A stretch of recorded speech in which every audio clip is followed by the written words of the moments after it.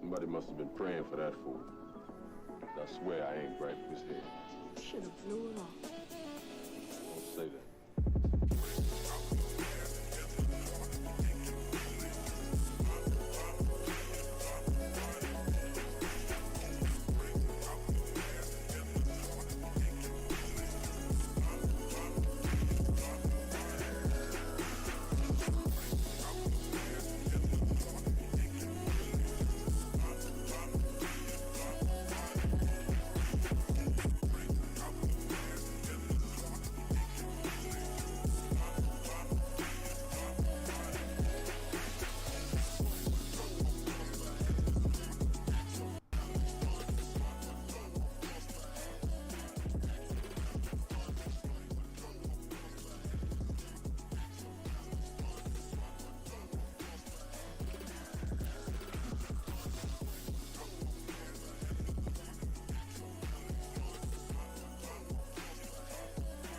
Yo,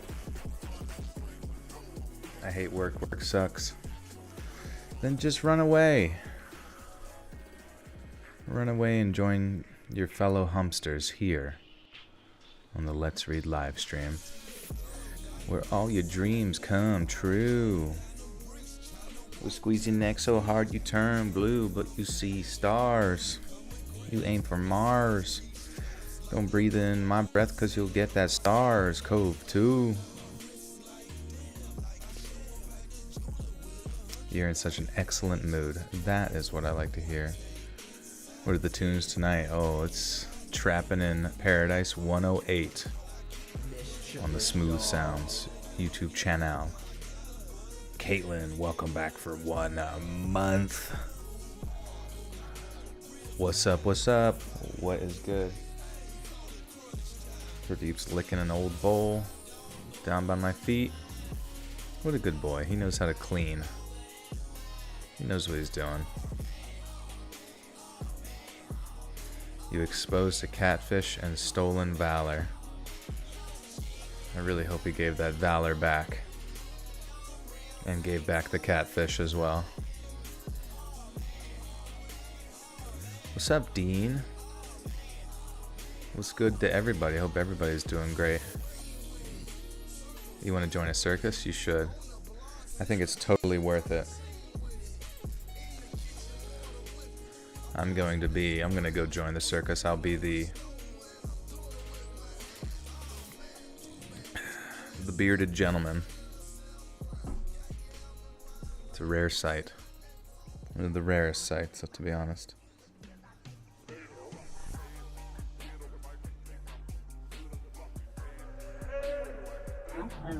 And Dela David Rosa Jr.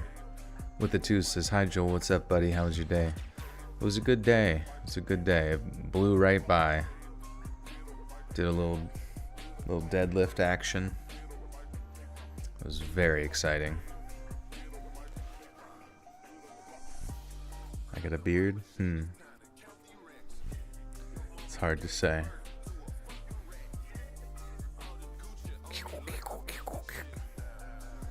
Come on, Joel, you will be the muscle man, the smuscle man,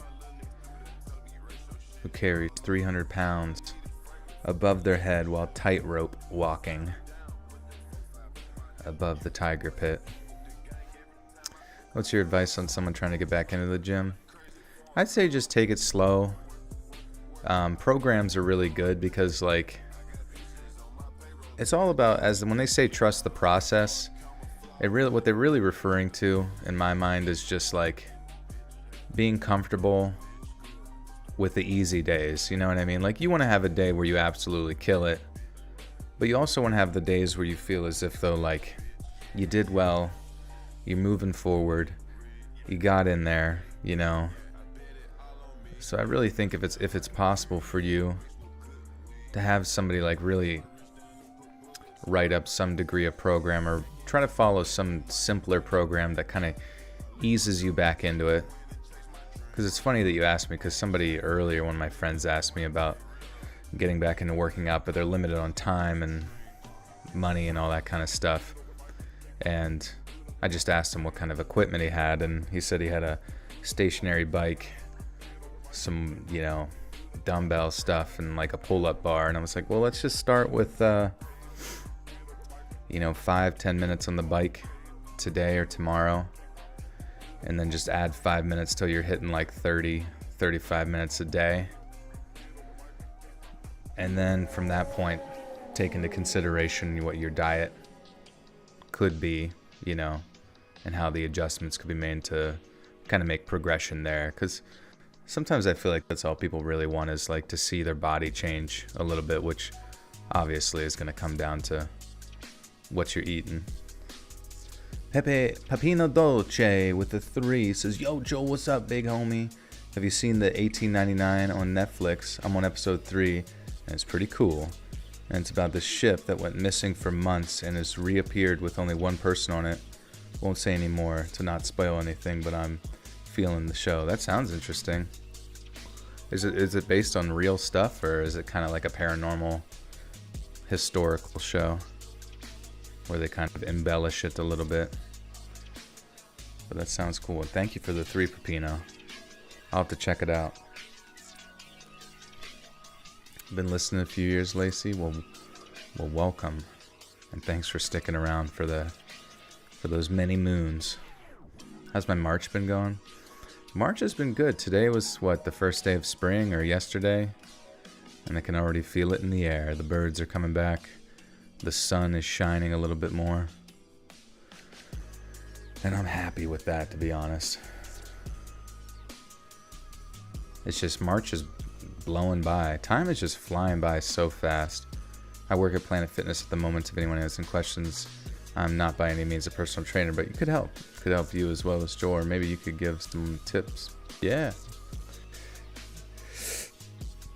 You just got to start slow, and especially when it comes to like lifting, it really is good to, like, at least for a period of time, maybe a few months, have somebody kind of like personal train with you to help you like establish some solid form on things, good tempos, all that kind of stuff, just so you don't hurt yourself, because that's the biggest issue, is bad form can lead to injuries, and you don't want that shit. David De La Rosa with the 1, thank you, David. And Burnt Toast Space Girlfriend with the 10 says, I passed the certification exam for my career today. Thank you for narrating some truly restless nights over the last few months. Congratulations, Space Girlfriend. That's awesome. That's always a relief to have made it past the certs, and now you're in the real world. Welcome, welcome. Time to get, well, my advice, keep being creative. It's really the only way to find your direction in life, and that's to all of those creative ideas that you have within your mind. Chase after them, because, you know, as time goes on, it's harder and harder to maintain that sense of creativity, and then be willing to kind of like, to be fearless to pursue it, you know? That shit is fucking hard. But thank you for the 10, and I'm happy for you. Any advice on getting over a person? I guess, like, at the end of the day, it's just replacing that thought with another thought. Not that the person is a thought, but I'm just saying, like, the THOUGHT thoughts, the ones in your head. So you're thinking about the person a lot, and the best way to get away from it is just to distract yourself. As simple as that sounds, like, distract yourself with either another person, even though it might create some unhealthy repetition there, that where you become overly reliant upon other people to fulfill you, or pursue some sort of goals, you know what I mean? Some sort of goals that you can aim towards, whether those are career goals, financial goals, personal fitness goals, creative goals, creating music or art or whatever.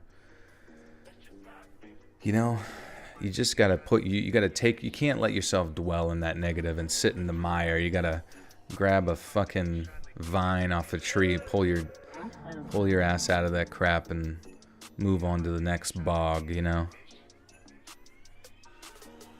And Kelly B with the 4. Thank you, Kelly. Murder them. Yeah, just kill them. It'll be fine. Just cut their fucking head off and put it on a stake and say anybody who breaks up with me again is dead meat. Just kidding.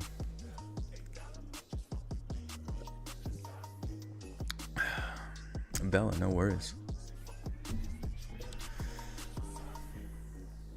Yeah, people talk about like chasing after power, and like the things that you make you feel good in life are that sense of power. And it's not like power over people, but it's power over yourself.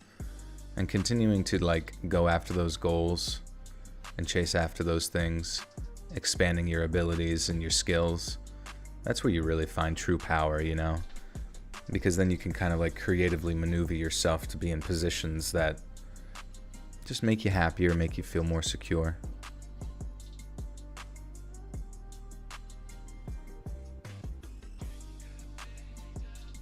Yeah, just sit and loathe. Just brood over them till they become an unhealthy obsession. I think the other thing too is to realize that like a human being is just a human being, We're fickle creatures. We change our thoughts and feelings on a fucking whim. 95% of us don't really operate based on any sort of honor code that was like instilled upon us from our family or our social circles. A lot of us just kind of go from thing to thing, from good feeling to the next good feeling. And is there anything wrong with that? Kinda. If you are someone who sits by an honor code, but at the same time, you can't really expect too much from them. And I think at the end of the day, just being, the more secure you are in yourself, the stronger you'll be able to just let the fickle nature of humanity not affect you as much, because you kind of understand it,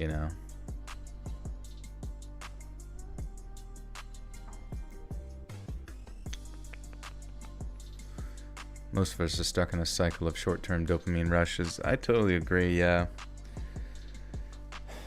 It is tough. I'm definitely there as well, for sure.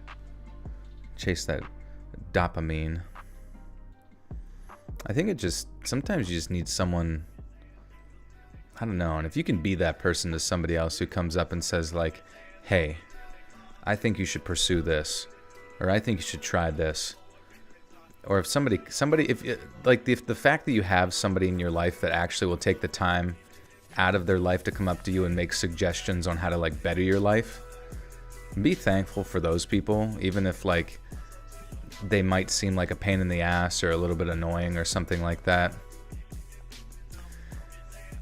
I just think it's absolutely worth having them around, because a lot of the times it's difficult on our end to kind of like conceive where we're going next, you know what I mean? Are these lives therapeutic for you? I think so. I think like as I discuss my perspectives on things, a lot of them are sort of self-realizations as well.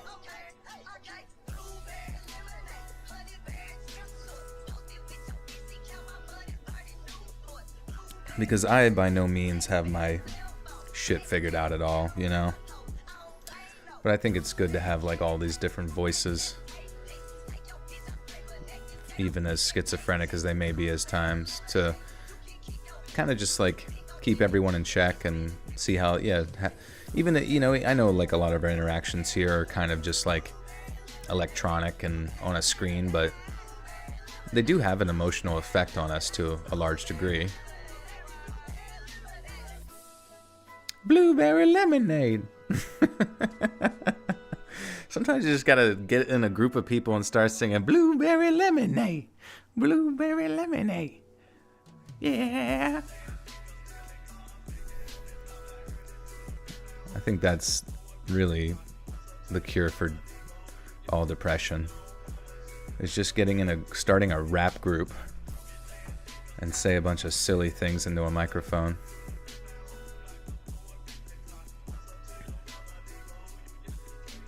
Blueberry lemonade.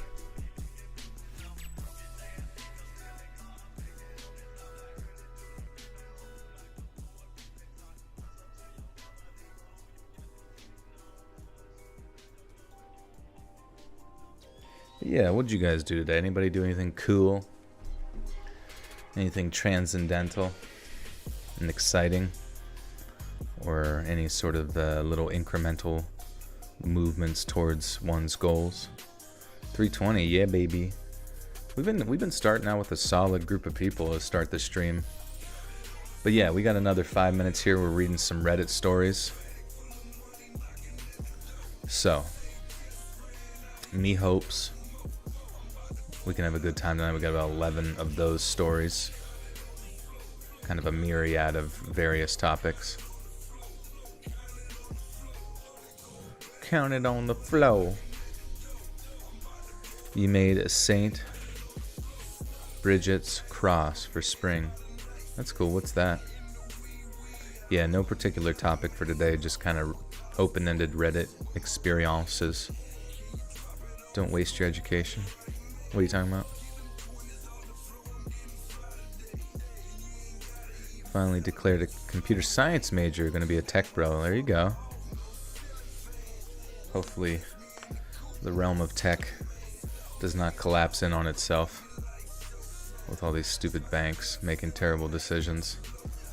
Honestly, if I were you, maybe you should look into like AI, even though I guess I don't know if the AI train has sailed yet, but that seems to be the next big bubble, you know, not necessarily bubble, but I feel like a lot of money is going to be flooded towards tech, and who knows, maybe you and your friends could. Honestly, I would love if they invented something for like, I really want to like find AI that can like create animation and that kind of thing. That would be freaking sick. That would be like next level shit right there.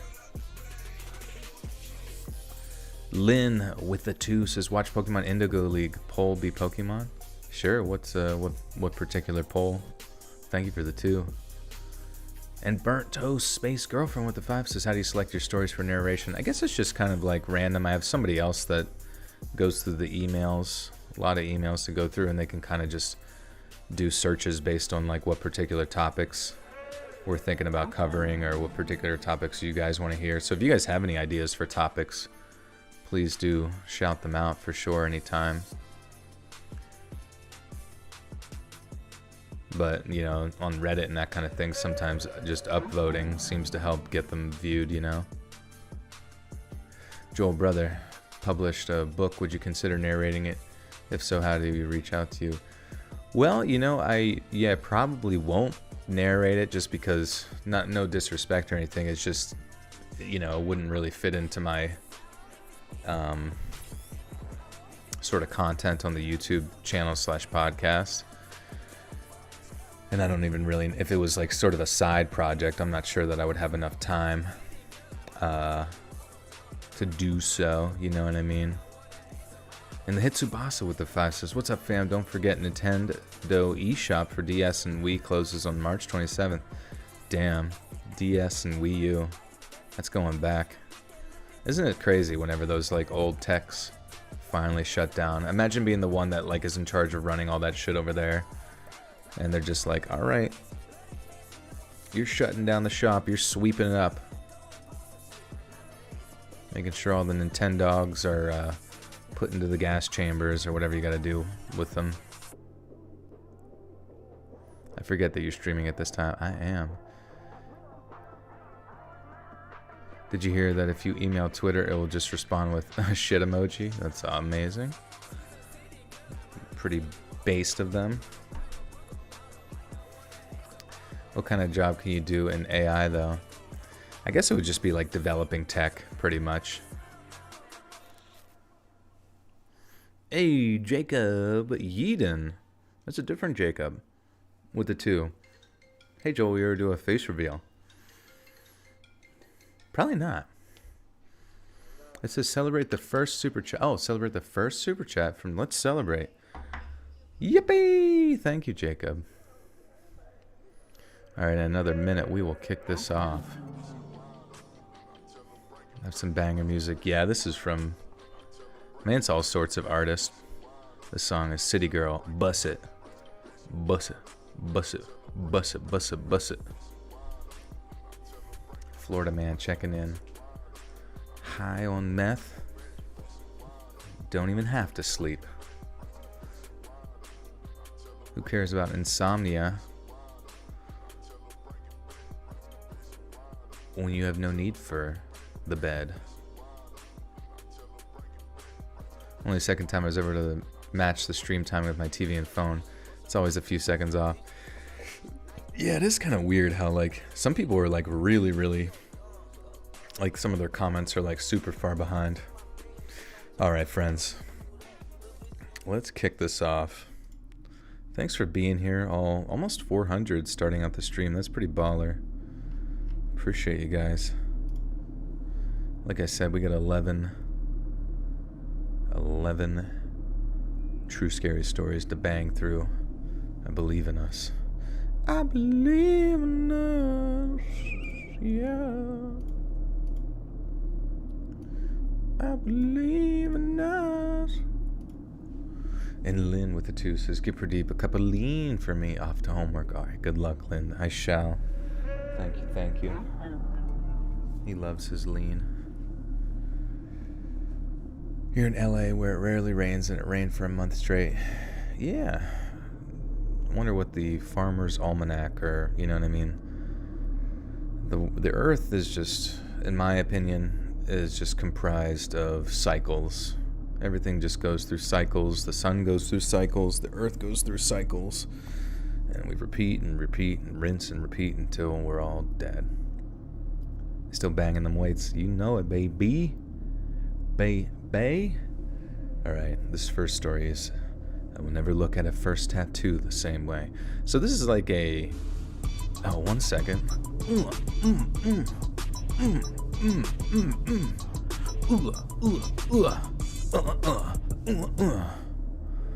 Galactic bitch with a 30 big one says, "Do you believe in life after love, after love, after love?"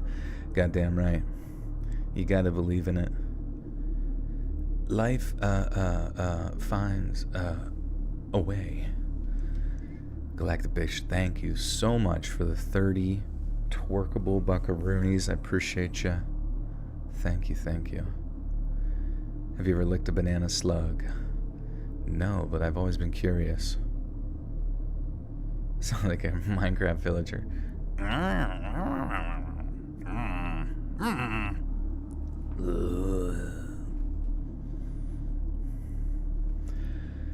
But yeah, so this, I don't know. I've always struggled with like the headline stories because that's what gets turned into a thumbnail. But I also never quite know how to like title them specifically for YouTube stuff, so I will never look at my first tattoo the same way as the title of this Reddit story. But if you guys hear the story and got an idea for a title, let me know. When I was 16 years old, my best friend and I made the dumb decision to get matching tattoos from an older man who was doing tattoos illegally out of his home. He was well known in the area within our age group for giving cheap tattoos to minors. He had recently gotten out of prison for giving minors tattoos and not practicing under state guidelines, and needless to say, I don't know what in God's name we were thinking, but hey, when you're a rebellious 16-year-old, not really caring and incredibly dumb, and you have the chance to get a tattoo for $20, I guess any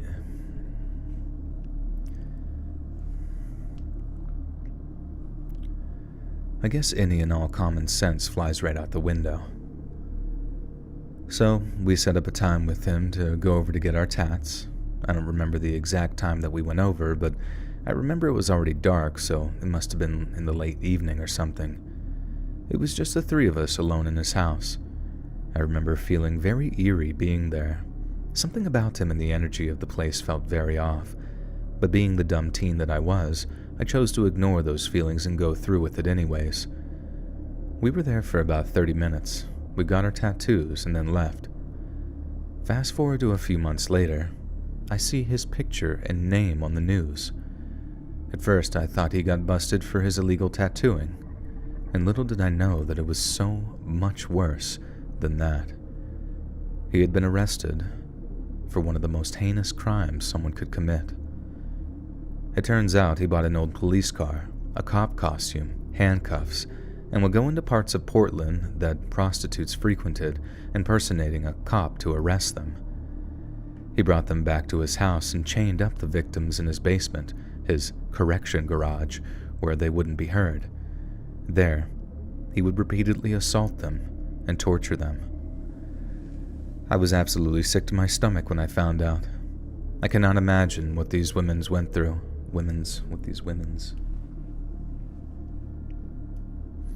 Jesus. Does this sound familiar? Anybody from Portland?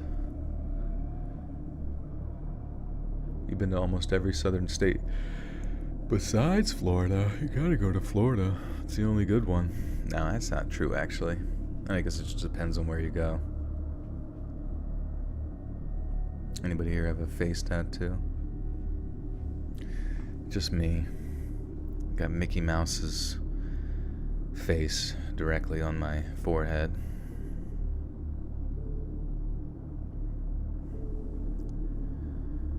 I cannot imagine what these women went through, and I still don't really want to know all the details. This was all happening around the same time that we were at his house, so the chances that one of the victims were there around the same time as we were could have been a possibility. I thank God that nothing happened to us, but there's also a part of me that feels guilt. What if someone was screaming for a while? I need to zoom in. Fucking hell.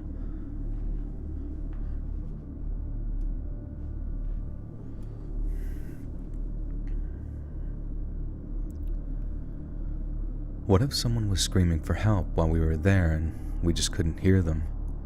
Why didn't he kidnap us? We would have been the perfect targets. Every time I look at the tattoo, it's a horrible reminder of what could have been, so I'm planning on getting it covered up. Thankfully, all of his victims are alive, and I hope and pray that they are able to recover from this horrible act. He will be in prison for life with no possibility of parole. Always trust your gut. I was originally into the kidnapping base. Turns out he actually is in the garage. He had a whole setup and would record the acts.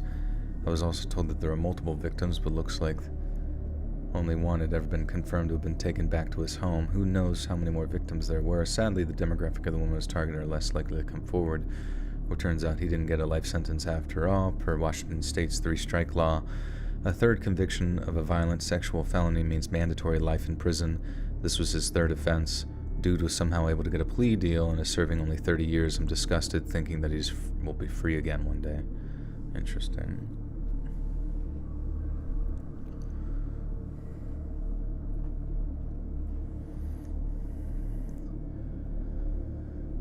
He will be in prison for life with no possibility of parole. Always trust your gut. Okay, I'll do that. Here's the article. The Colombian. Plea deal avoids third strike for kidnap rape suspect. Jesus. Vancouver man still gets 30 years in prison for lesser charges. Oh, Vancouver. Okay.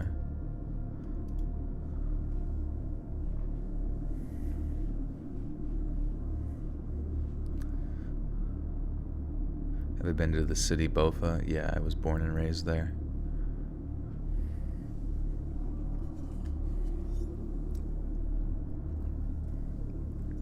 McKenna, what's good?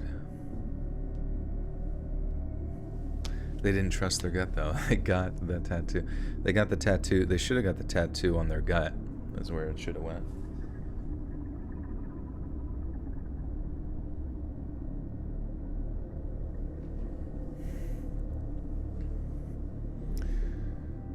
Does Vancouver man know Florida man? I hope so. You can do anything in Canada and only get 25 years. It is kind of strange how, lax on stuff certain things can be. Read now. You read now. Read between the lines, bro. Read the room.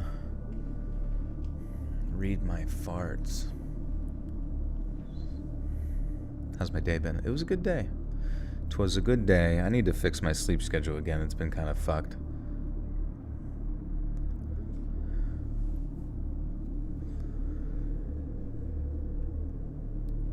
So I was on the way home from Arby's with a mint chocolate shake, zoned out for a second and almost didn't notice his car. I tried just letting him through, but he insisted that I go on ahead. I didn't think much of it and just continued on walking. He drove on ahead and parked his car near some apartments.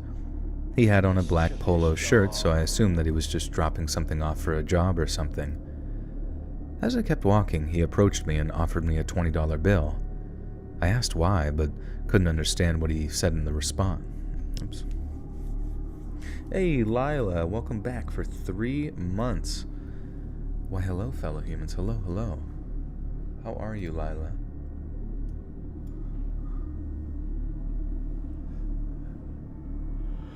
You asked for a 31, but they drew a 13. Oh, no.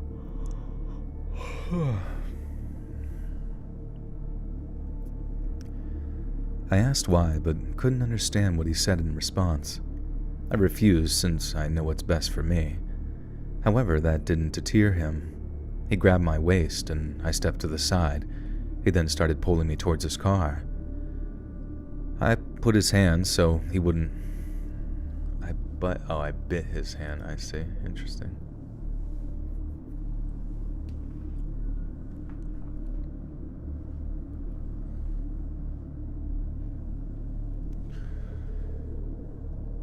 I bit his hand so he wouldn't silence me and made sure to scream as loud as possible to try and attract any bystanders if I could. He managed to get me into his car, and just before he could close it, I stuck my foot through the door to keep it open. I then got out and made myself go limp, since adding dead weight without warning creates sudden resistance and makes it harder for them to grasp you. Due to this quick thinking, I was able to get away unharmed. I quickly booked it and got on the phone with my mom once I was at a safe distance. I made sure to stay on the phone until I got back. After that, I'd taken some time to calm down and waited for the cops to get there to take my statement, and the officer ended up praising my quick thinking, telling me that I'd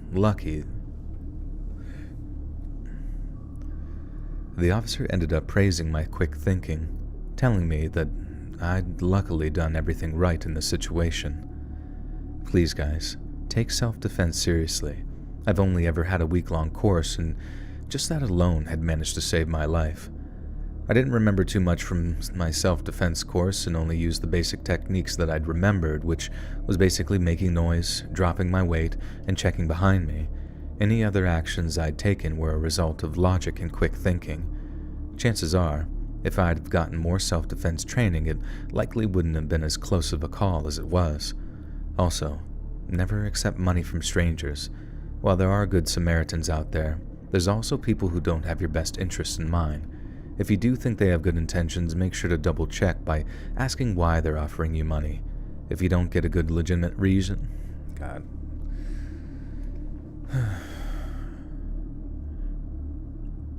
Hey, Jackie Chan, what's good?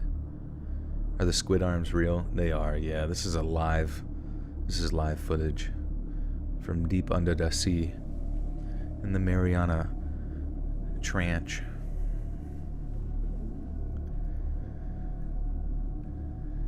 If you don't get a good legitimate reason, then make sure to refuse. If you refuse and they still persist, then get away immediately.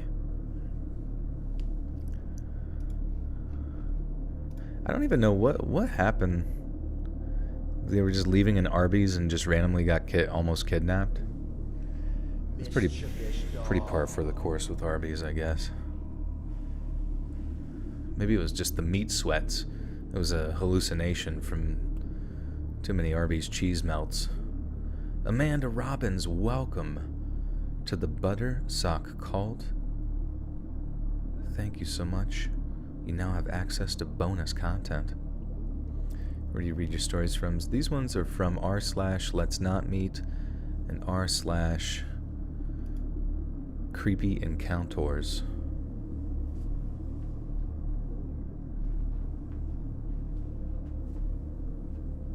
We got the meats. Arby's. Okay, but your bonus content is elite. Thank you. Thank you. Hope you guys have been enjoying it. I think we're up to 18 videos now. Now, I don't know if anybody here is familiar with the sort of dark ambient track that I had on the bonus content, but I have another track for that that's, you know, a pretty long one. Somebody said they listened to it to fall asleep prior, so I'm hoping that that would be useful to them again. But I know I missed a piece of content the previous month, and I just wanted to include something that was sort of like a catch up for that. A kiss up. Do you use a headset, a mic, both? Yeah, so I use a microphone. You're hearing me on a Neumann 103. Well, yeah, 103 something, I forget. And then I'm recording into an H4n Pro, and they're basically both connected to microphone arms and stacked on top of each other. I'd have to listen to your work while I'm cleaning or working on schoolwork. Nice. It's good to multitask. You'd kill 3 chicken, bacon, and Swiss sandwiches right now. That does sound pretty good.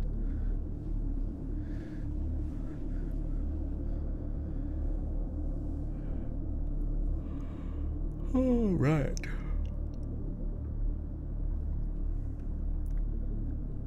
Last week, a man approached me on my way out of work. I work in a big facility, so it's not strange that I don't know him. He started by complimenting me, but in a way that made me feel really uncomfortable. He was telling me things like how good I smell and I'm so beautiful that he watches me all the time. He said he wishes that he could see me more often and wants to get to know me, to which I replied that I have a boyfriend and I'm not interested. He laughed at me and said that my boyfriend doesn't have to know and that he wants to take me for dinner. He then asked for my number and he followed me right to my car by this point. There was no one else around, and I was starting to feel scared as I've got some trauma centered around men and telling them no. I just wanted him to go away, so I unfortunately gave him the number. I didn't give a fake because he'd handed me the phone on the screen that you would type a number you're about to call, so I was scared that he might test that. I had a panic attack in my car before I went home and hoped that that would be the end of it, and I blocked the number. All weekend he didn't text, but I did get called by that same number 3 times. I don't know if it was his, as he didn't give it to me. When I walked into work this morning, he appeared out of nowhere and started talking to me like we have this secret...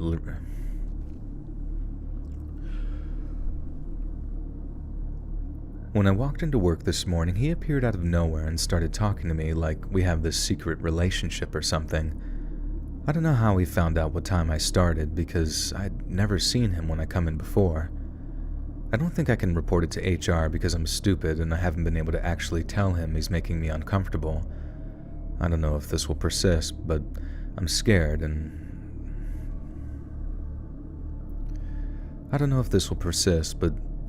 to leave work right now. Any advice would be incredibly appreciated. Alright.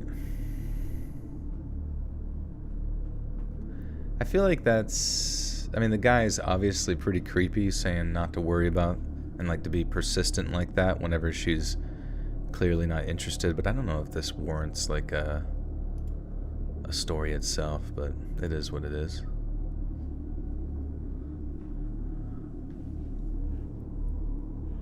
"'Twas a quickie. Yeah, nail biting. Do I have a hard time saying no to people that are trying to stick their fingers in me, or what are you talking about?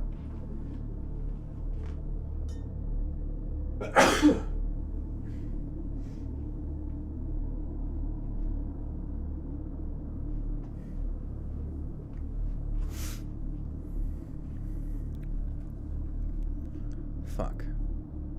I hate when I sneeze though, because it just makes it fucking hard to read afterwards, because now I'm leaking.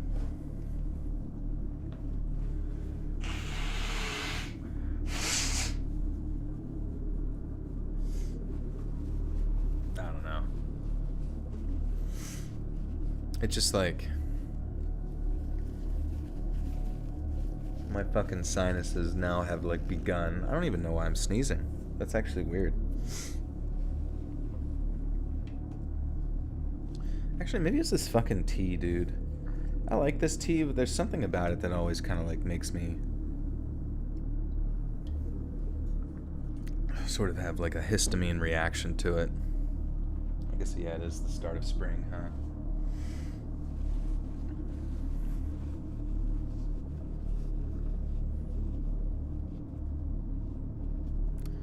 I need a holiday. It would be nice. Do I like mangoes? Yeah, I love mangoes.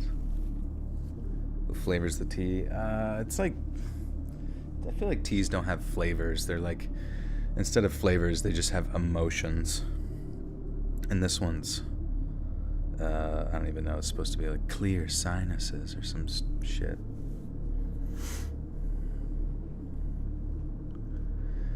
But do you ever encourage or recommend new sites for viewers to read in addition to your readings? Does that make sense? New sites, like new YouTube channels or like other YouTube channels?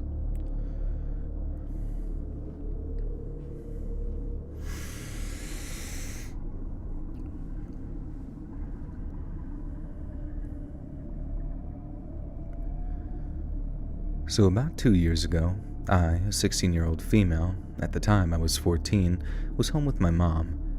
It was just the two of us.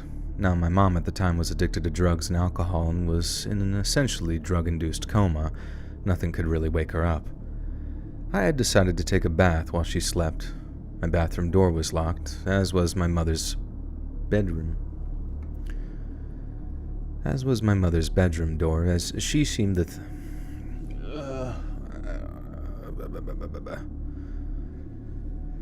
As was my mother's bedroom door, as she seemed to think that we didn't know about her addictions and kept it locked so we didn't quote-unquote find out, and the house was silent. I had only been in the bath about half an hour before I heard my front door open. I assumed it was my eldest sister coming back from work, and as no one else would just walk in. But I wanted to be sure, so I texted her. Immediately I got a worried text saying that, no, she wasn't home. Why? Was someone there? I froze. I could hear footsteps. Now our house was small, one story, and from the front door to the bathroom door was only a small living room. I heard a weird scraping noise coming from the hallway to the bathroom. I heard the scraping stop outside of the bathroom door, and then someone grabbed the doorknob and kept turning it very slowly, side to side, for about a minute. The entire time I was silent, frozen still and shaking like a leaf. I wanted to call my mom and ask if it was her, but I didn't want whoever would.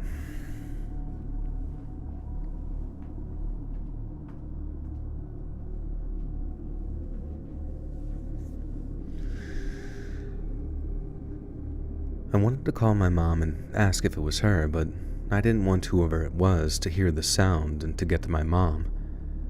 After a while, I didn't hear anything. I stayed in the bath for what I think was an hour until I heard the front door open and click shut softly.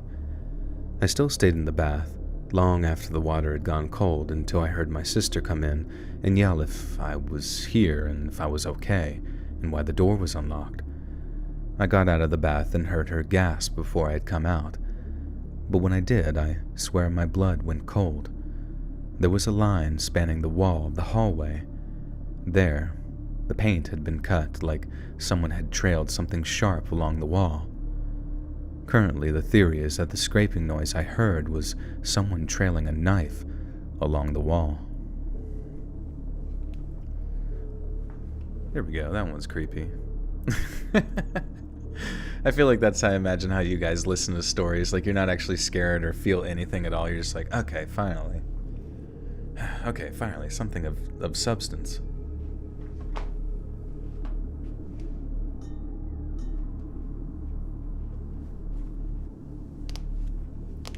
My blood tanned cold.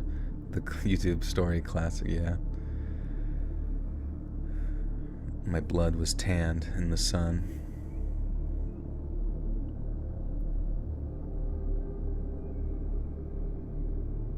My blood went cold. My angel was a centerfold. You're numb. Absolutely numb. Would you ever consider narrating stories about people who have had psychedelic trips that turn into terrifying horror-induced experiences maybe doesn't exist? I've done that for older, previous stories. Let me see if it's still up.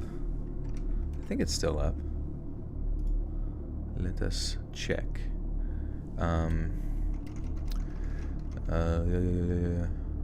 Bad trip.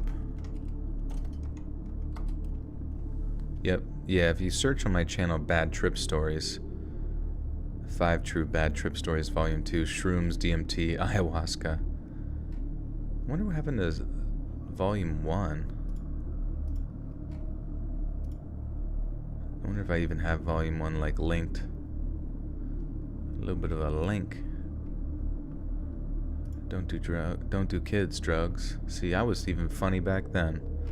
The funniest guy on fucking planet Earth. Right here in your midst. Huh. Yeah, maybe Volume 1 just didn't exist. Maybe that's how to really mess with people. They thought Volume 1 existed, but it was all just a hallucination.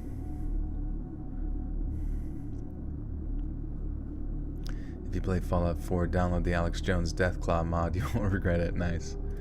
Is he like over the radio or something like that? Or that would be really funny.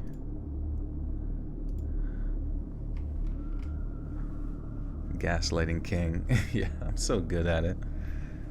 I'm so good at just completely psyoping my community into thinking false thoughts.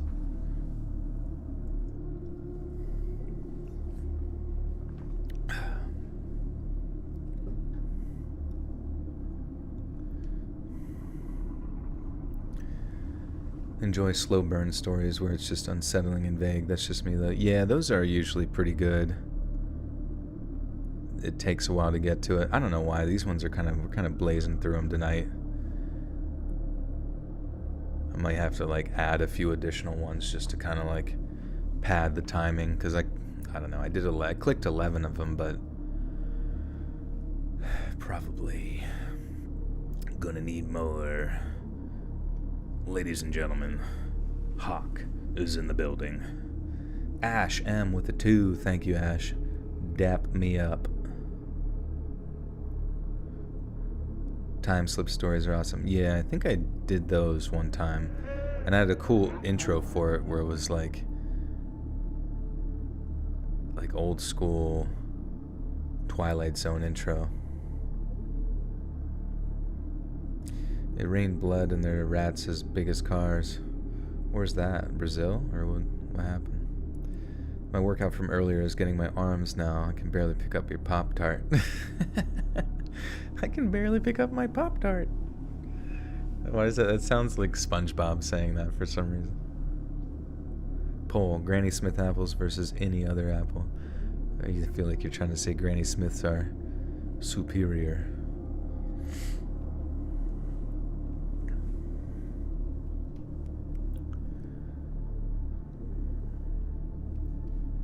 Okay. I've had a few creepy things happen to me in my life, but this one I still think about how things could have went very wrong very fast. I'm a 20-year-old female. This takes place back when I used to live in southern Indiana, like seriously in the sticks. It was a weekend night and my best friend and I were coming home after our graveyard shift at a local waffle joint. She decided to get her dog from her house so we could stay at my place for the night. This is important for later. So we started heading out into the country where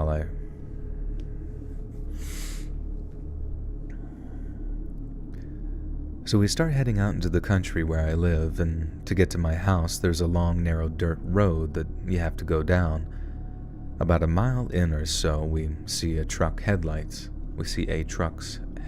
Okay. About a mile or so in, we see a truck's headlights. We get closer and it's a nice truck, probably like a 2018 at least. I can't say that I know much about cars, so leave me alone. And that sounded weird. What the fuck?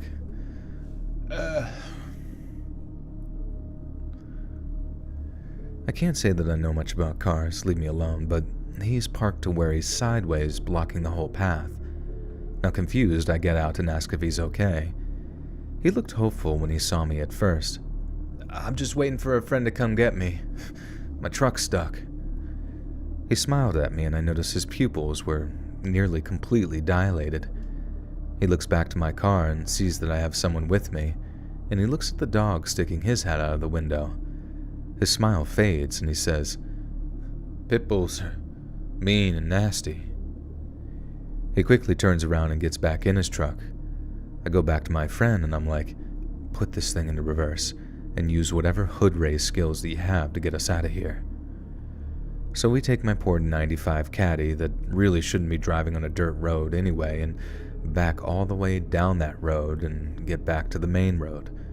Relieved, we take a different road home. Then, lo and behold, the same guy is parked on that road standing off to the side smiling, just looking into our headlights. We were completely about to soil ourselves and we gunned it the rest of the way home. I don't know how he got there before us or what his intentions were, but I'm thankful that I wasn't alone being my naive college girl self. I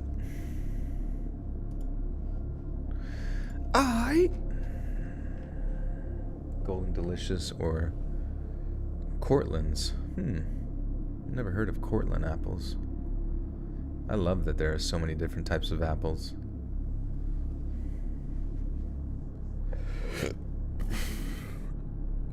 Where's your pal Pradeep? He is off hunting somewhere, I assume.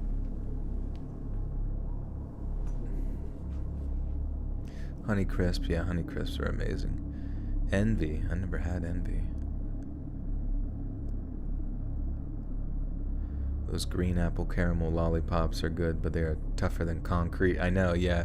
I remember like seeing some picture of somebody eating a caramel apple, and they bit their like two front teeth into it, and then it's just like both the two front teeth are just like stuck in the caramel apple.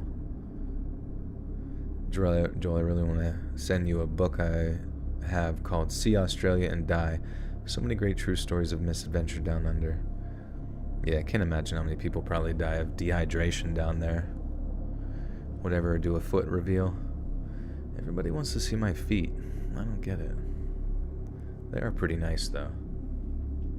Some cute tootsies. Yeah, I heard that there were more varieties of mangoes than apples, which is crazy. But then, what is there? There's only one variety of banana, right? Just like one banana species, and if that one goes extinct, bananas are just fucking done. Which I feel like wouldn't make much sense. Wouldn't you just breed new types? Because don't they breed like different...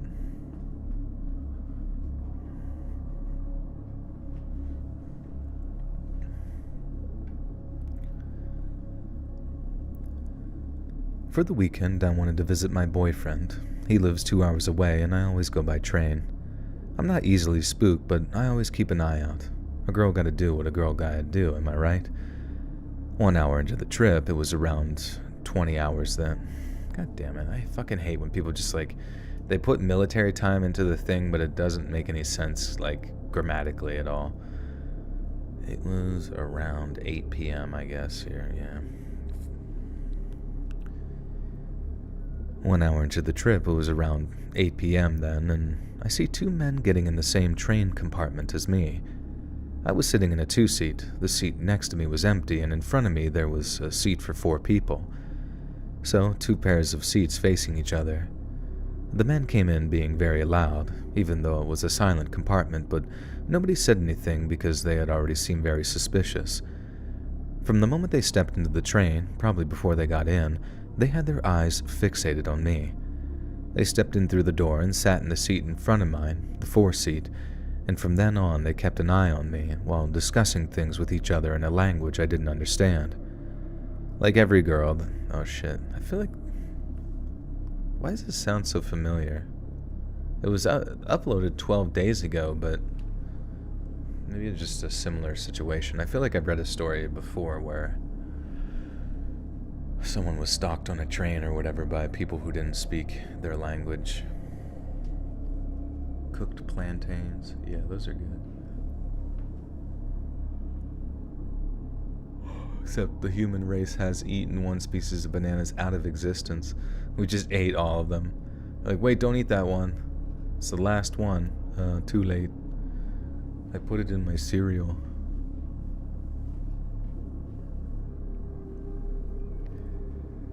Like every other girl, I get stared at frequently, especially when I wear... whoops. And from then on, they kept an eye on me, while discussing things with each other in a language I didn't understand. Like every other girl, I get stared at frequently, especially when I wear my hair down. It normally makes me feeling a bit awkward, but I never feel unsafe when this happens. Until yesterday. But they were staring at me in every possible way. Through the chairs, standing up, sitting down, and bending over to get a good look. Through the reflection of the mirror and by getting up and walking past me. They were taking turns and walking over to the other compartment of the train. The other compartment was only separated from mine with a glass door.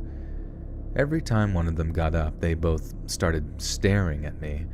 Then one of them went away, and the other one had a clear vision of me, and they kept staring at me.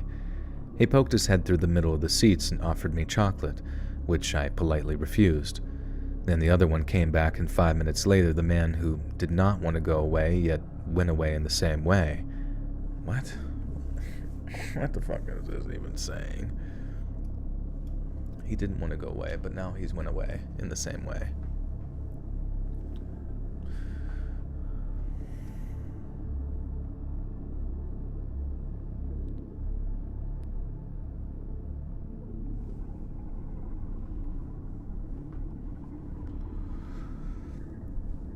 Okay, then the other one came back, and 5 minutes later, the man who did not go away went away in the same way. What does that fucking mean? I don't know what the fuck.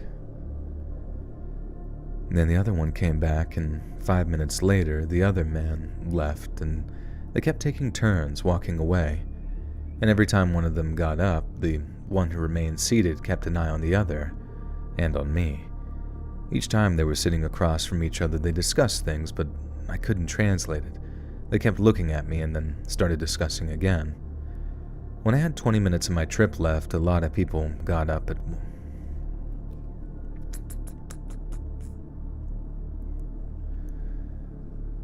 When I had 20 minutes of my trip left, a lot of people got out at one stop. And then it was just me, them, and one other male then. The moment the doors were about to close, one of the creepy men started walking through the doors to check if there were people coming and going, and maybe to check if there was security, I don't know. I don't know why he did it, but when he came back, he scanned the train to see how many people were still on there, I think. And from that moment on, they both got in seats facing me. They would not stop staring at this point. As you can imagine, I panicked and was stressed out. So I slowly turned around to look behind the glass doors to see if there were more people there that could maybe help me. And to my luck, there were more people there. So I slowly and very softly put on my jacket. We still had more than 10 minutes left then, and I kid you not even 2 minutes later, one of the men starts getting dressed too. He started getting dressed? He took his purse and jacket and kept...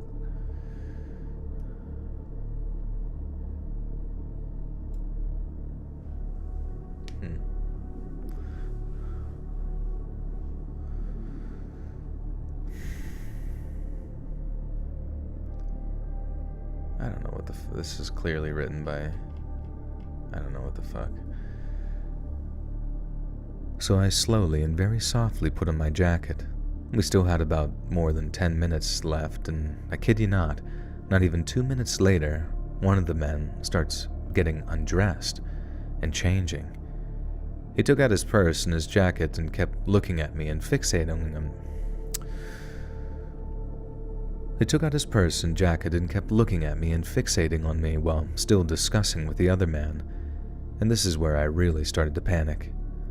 I already let my friends know what was going on, and my boyfriend was already at the train stop where I was supposed to get out.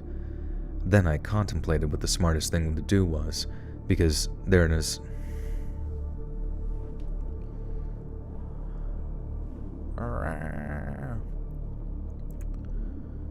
So my bag...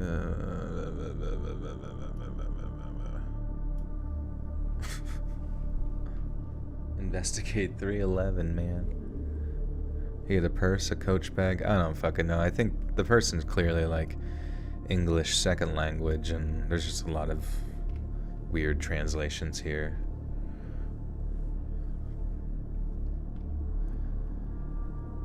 Then I contemplated what the smartest thing to do was, because there is an emergency number on the train that you can call or text if you feel unsafe, but I had a gut feeling that this would not help me. So I got my bags, got up and walked through the glass doors to the other compartment. I sat facing them so I could see what they were doing. They both got up and grabbed their bags and started walking towards me. Now mind you, they were sitting closest to the exit, so there was absolutely no reason for them to take this route too. I rapidly started to talk to someone on the seats next to mine and asked if he could help me, because I was getting followed and watched by these two grown men. He said that he also thought that they were very suspicious and was getting scared for me. He asked me to sit next to him so he could keep me a little safer and distract the men or something. Then he distracted me a little and asked me questions about my life. When the two creeps saw that I got seated next to that man, they were already coming my way and were making their way through the doors of the compartment. There are glass doors. They are glass doors. They are glass doors so we could see each other. Okay. I don't fucking know what's being said. The only good thing about these stories where the writing is really like off, is that the next story, if it's even remotely decent on grammar, I feel like I fly through it. What would you consider the most heart-wrenching story? I don't know. I don't remember any of these stories, to be honest with you. Every story, unless... I mean, I'll remember it if I see it again. Usually I'm like, this sounds familiar. But at this point, I've heard so many, like, none of them stick with me anymore. A train to Moldova? Yeah, probably.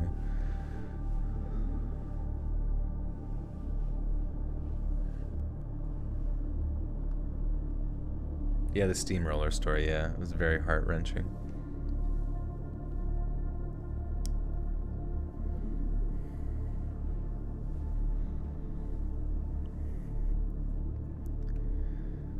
They were glass doors, so we could see each other very clearly. I had not shown any fear, but I was shaking so uncontrollably that they must have seen how scared I truly was. The moment they got through the door, they saw me getting seated next to the other man, and the creeps exchanged looks, looked at me, and discussed something, and then looked at me again, turned around and went the other way again. They were walking to the exit of the train, where, again, is a glass door, so we could still see each other. The whole time they were standing around the exit, they were looking at me with a very creepy and disturbed look on their faces. I described it as, you got away, but you won't...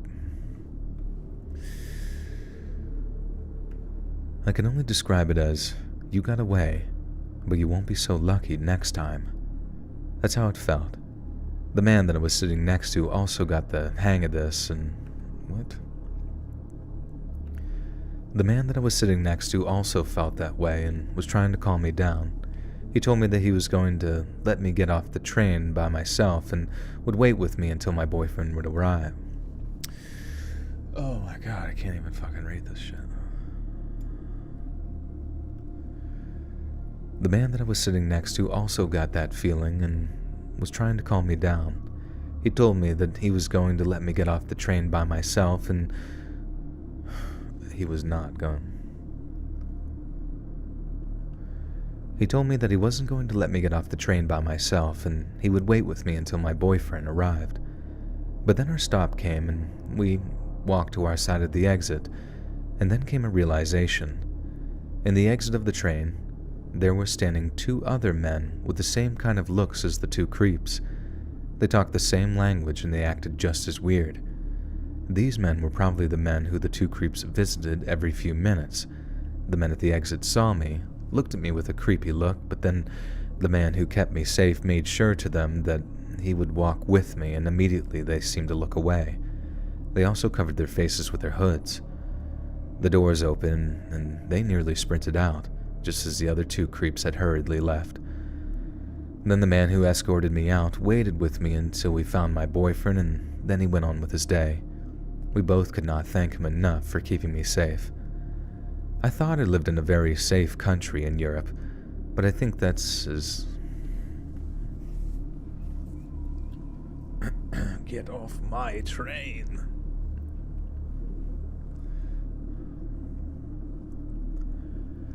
I thought that I lived in a very safe country in Europe, but I think that as long as you're a young woman on your own, you'll never be 100% safe while traveling and being abroad.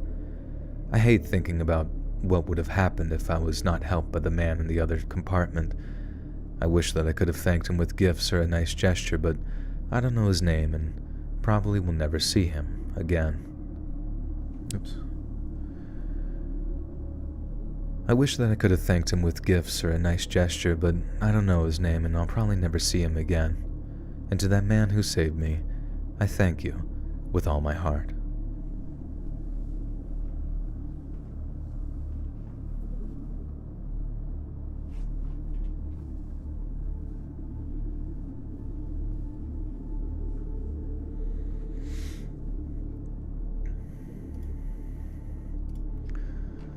Okay. Let's do this thing. As difficult it was to follow, that story was. Thank goodness for the Good Samaritan. Yeah. Yeah, usually those kind of stories, even though it's kind of like awkward reading it the first time, once I edit it together, it tends to sound pretty good. Why do orphans like to travel? Because they never get homesick. Oh, that's true. I guess that would be kind of useful. You could just constantly see new places.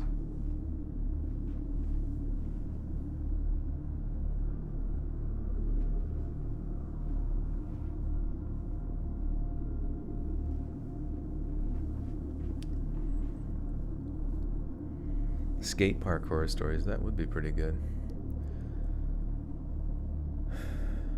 Someone marry me. Marry your butt. Marry me! Somebody! Yeah, but what do you do after you get married? What do you do then?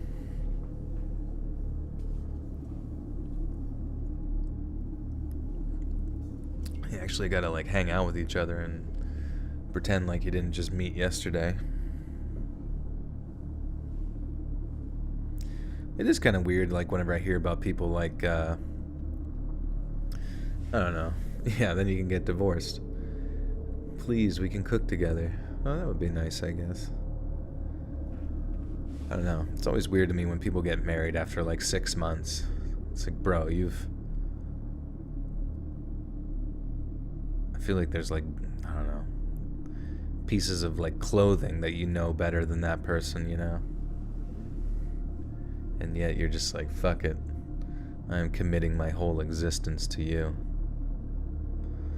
Cinnamon, you can't cook. I know that for a fact.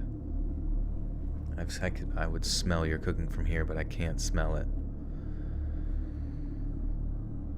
I went to your kitchen and nobody knew you. All your utensils were like, who's that? Claimed tax deductions. Very limited ones, to be honest. Not the greatest ones. You're not getting married. You don't want to shell out money to break up. Yeah.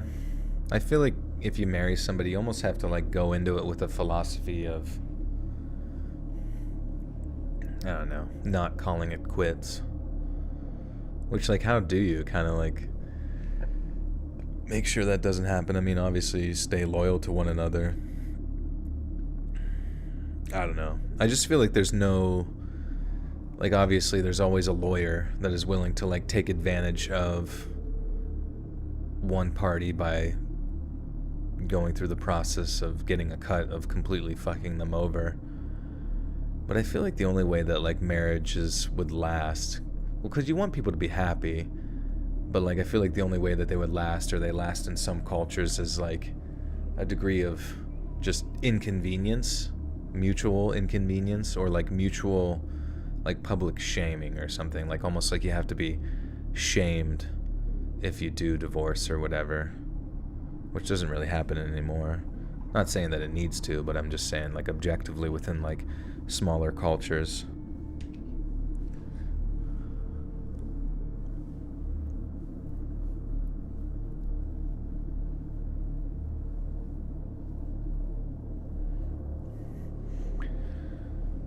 People spamming weird shit. I don't get it.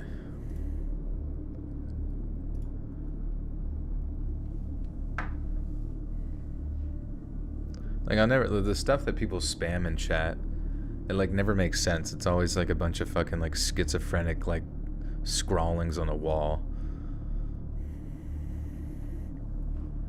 Like, they're, like, having a bad, like, LSD trip right now, and they just gotta let people know.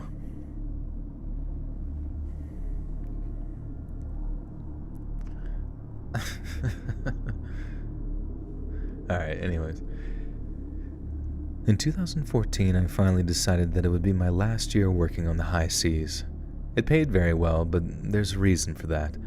It's extremely hard being in the middle of the ocean for 3 months at a time on a non-luxurious 50-foot freezer boat. Living on the ocean is a constant reminder humans aren't meant to be there.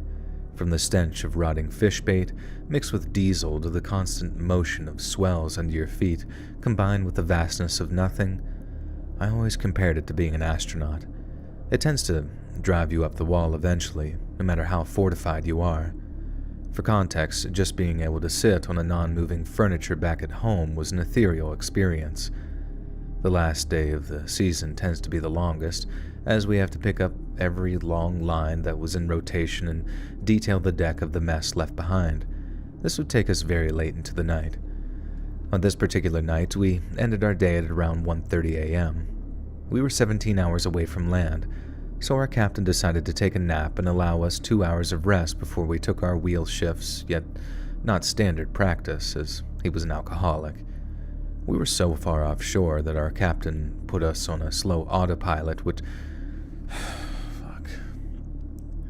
We were so far offshore, our captain put us on a slow autopilot.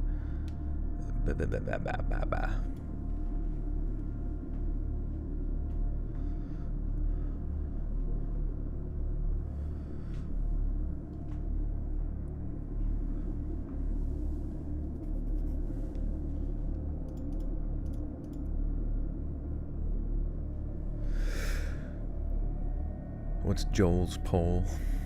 I don't know. No one thought of anything yet. We were so far offshore, our captain put us on a slow autopilot, which essentially would just keep us from not drifting further from land as everyone took power naps. My little ritual every night was to make some tea and smoke cigarettes by myself on the deck.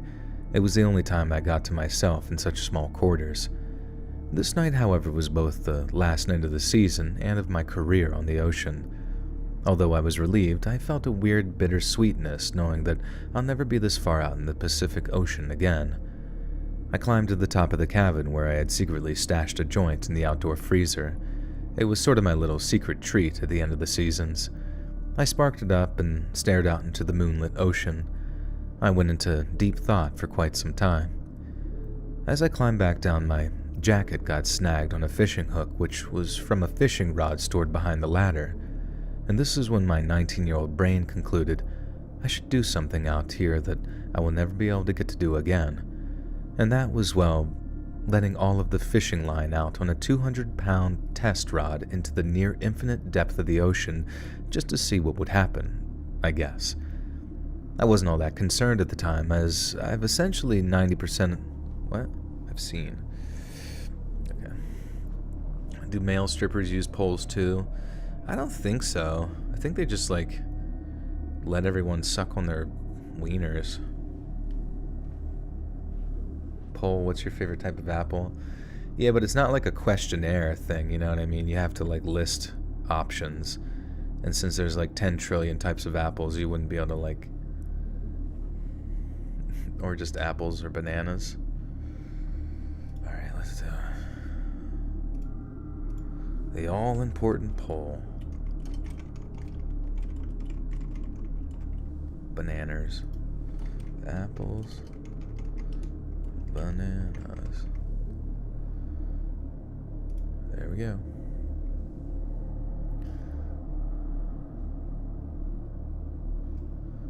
Poll should be what's scarier, deep ocean or outer space? Oh yeah, I forgot about that. I feel like bananas are just more convenient a little bit, but it's hard to say. What's my favorite video game? I don't know. I really kind of just like nowadays I kind of just like simplistic pixel art type games. Like, I had a lot of fun playing the game called Hyper Light Drifter. It kind of like makes you feel like there's a degree of exploration and progression for your character, with some really, really cool art and music and that kind of thing, and like sort of ambiguous story. But it doesn't, like, I don't know, it's not like overly complicated like a Dark Souls game or something. And I don't really like hold the combat to be I don't really hold the combat up to be anything. Like, I don't really like hold it in such high regard. There's something about like 3D combat games like Dark Souls that I kind of like judge it highly, whereas like 2D pixel art games, indie games like that, like I kind of just, I don't expect much from it. Earthbound is the best video game ever made. You can't change my mind. But yeah, why'd you like Earthbound so much? What's my WPM? What do you mean? My wanks per minute. Play Dead Cells. Yeah, I saw Dead Cells. I don't know. I also don't like games that are like unnecessarily hard just for the sake of being hard. Which I guess is, I don't know. Fucking Dark Souls kind of ruined that shit. Where they made the game so fucking unforgiving. Because most of the time, to me, it's like hard because the controls are like unresponsive or like annoying or something. And people say, get good, and I'm like, I don't really care to get that good, to be honest. This game is annoying the fuck out of me. Do I like The Last of Us? I played through some of the first one, but I didn't make it very far. I think I made it to the part where there was like a giraffe.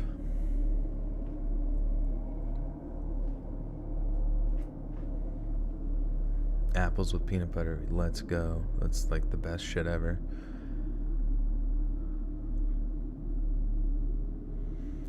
Have you ever played Sword and Sorcery? Yes, spelled just like this. It's a pixel game. Pretty good. Good with story and atmospheric and funky. I don't think I played that one. Sword and Sorcery. Let me look that up real quick.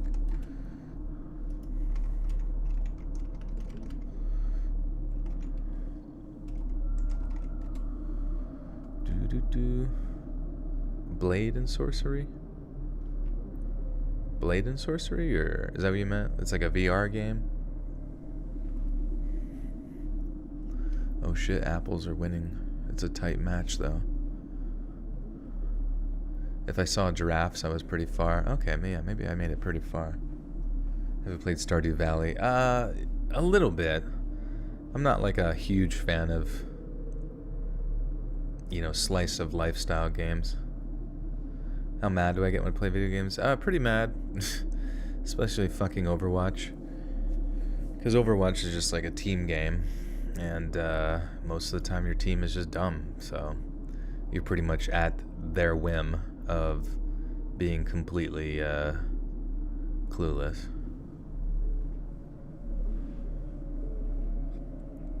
But when I play single player stuff, it's like way more chill. I'll just be like, fuck. Fuck. Fuck. Fuck. Fuck. Do I currently play Overwatch? Regrettably, yes. Unfortunately, I waste my fucking life in that game. I like to play Reinhardt. Reinhardt's amazing. But Reinhardt's very team-oriented.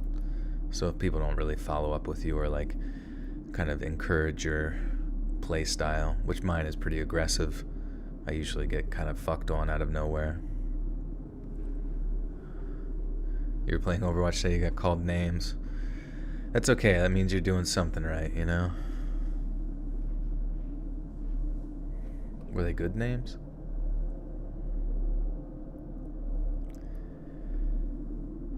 I wasn't all that concerned at the time, as I've seen essentially 99% of the fish that lived out here, but I've yet to see certain deep-sea oddities such as anglerfish and such.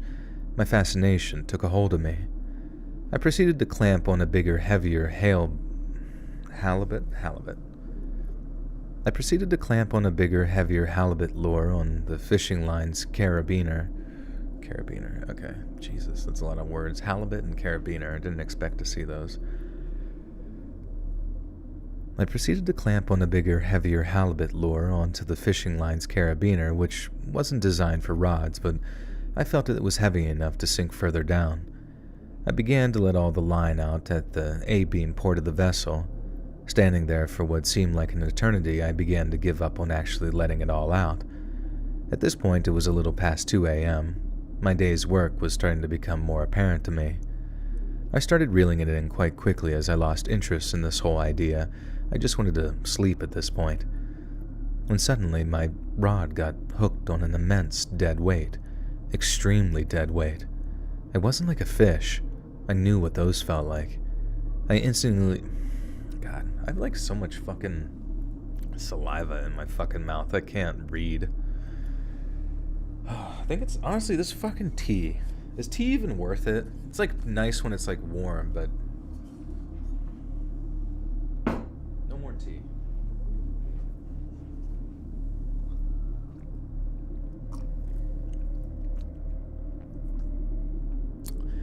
My rod got poked.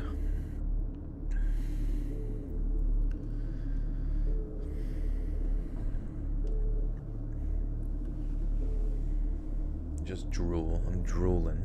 I'm fucking drooling thinking about what's on the end of his rod. I'm rage quitting tea. A whisper of clear sinuses. It wasn't like a fish. I knew what those felt like. I instantly realized that I got snagged onto a kelp patch on my way up. I just wanted to get this done and over with. As I got the kelp patch closer to the boat, I peered over the railing and noticed that the water was absurdly black, even for dimly lit night conditions, almost Vanta black. I tugged on my rod, trying to assess where the kelp was, when I saw a tea saucer-sized silver light flashing in the water. Honestly went lightheaded, not knowing what I was looking at. I started hearing something reminiscent to hot tube jets spewing out of water, except much louder. The louder it got, the blacker the water became. At this point, I was just confused until I see an arm roll up to the side of the boat. As the water cleared from the inky blackness, I saw an 8-foot-long, cigar-shaped creature. It was a squid. Out of everything I've caught in these waters, this was by far the most unexpected, as squid don't tend to make their way up this far north. I remembered hearing about an instance a few years back when they got stuck in an ocean current which pulled them further up than usual. My mind instantly went to, how can I get this thing on the deck? The bragging rights that I would have amongst the crew on our entire trip back would be a poetic end of my career. I began to look for a gaff hook, one arm on the rod, one arm pushing totes around on the deck, frantically looking. I kept a lot of tension on the rod just to ensure that it was still there, but I started to notice my rod was bending very aggressively, nearly pulling the tip of the underside of the boat. The power of this thing felt almost like a hydraulic winch. No gaff hooks in sight. They must have been placed in a storage compartment, as we were going to be docked in the next 24 hours. It was standard practice, so they wouldn't get stolen in the harbor. I rushed back to the railing, peering over the side. The squid has seemingly vanished out of sight, but the immense tension was still there, and I haven't let any line out. Until I noticed the unfortunate situation. The squid has latched itself on the bottom of the boat like a tree trunk. I put both of my feet on the railing, nearly pulling my back to the deck. Oh, I see.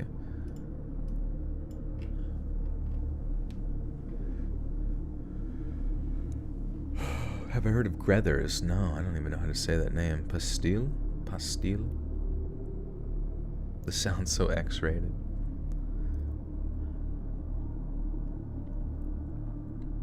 Yeah, this is interesting. I like when her stories actually are interesting.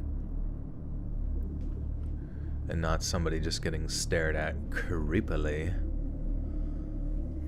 The squid stared at me creepily, and he smiled. I knew that squid wanted to break my rod in half. Shooting his inky black goo. His sea goo. I put both of my feet on the railing, nearly pulling my back to the deck. I felt a huge release, almost like a giant Velcro strap being pulled apart. I nearly fell on my butt. I lunged towards the railing again, trying to shorten the line even more to inch this thing from out underneath. but my skinny teenager arms almost instantaneously. Dude, what if this is like some sort of weird, creepy... The author was like trying to create all these weird innuendos or something that we don't realize. Any lighthouse stories on the channel? I don't think so, honestly. In all my years, I don't think I've heard a single lighthouse story, but that sounds interesting. A Rod fan fiction involving squid.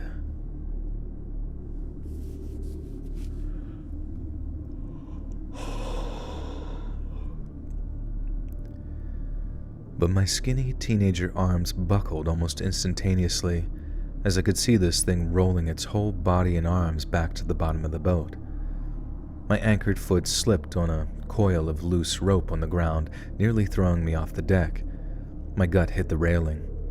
Face to the water, its huge head with its large silver saucer eyes peered out for a moment. They were darting around in a controlled frenzy, almost like it was analyzing me. I neutralized myself and put my feet on better grounding. I began to accept. The risk here might be higher than the reward. Accepting my strength and its immense power, I began to contemplate cutting the line. I noticed the three-pronged hook was attached to the base of its tentacle. In an optimistic attempt, I pulled the rod tightly. The tip starts to bounce and flick. The squid began to contort and twist its whole body, pulling its tentacles close to itself, wrapping one tentacle around its hooked arm.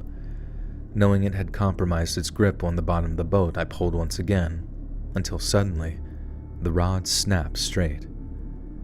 There is a cleanly cut, amputated squid arm on my hook.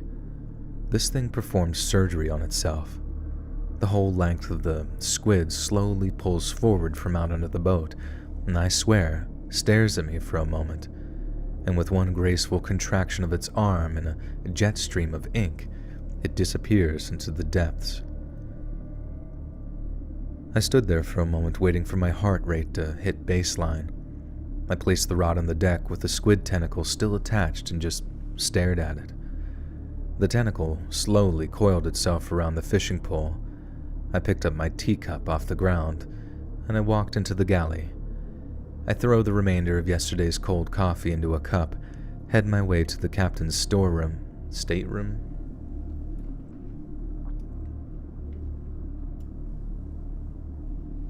Hentai confirmed.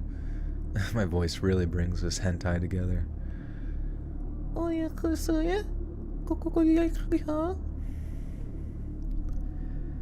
I throw the remainder of yesterday's cold coffee into my cup, head my way to the captain's stateroom, and knocked on the door.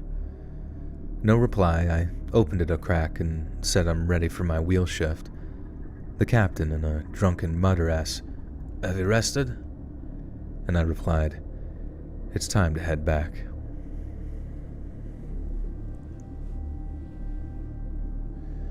Have you received a story that was written in another language? I feel like most people tend to try to translate it, even if it's not translated extraordinarily well.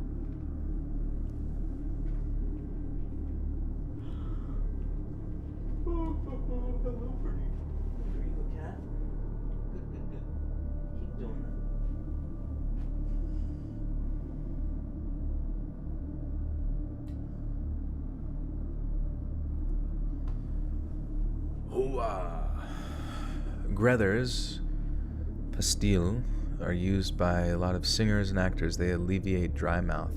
Oh. Alleviate dry mouth. Interesting. What is Grether? I'm gonna look it up. Grethers.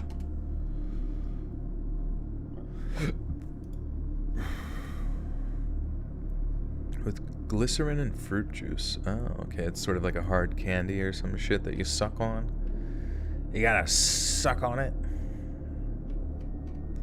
It looks like it's like a candy from like the 1890s. It's like something you find inside a drawer in like Red Dead Redemption.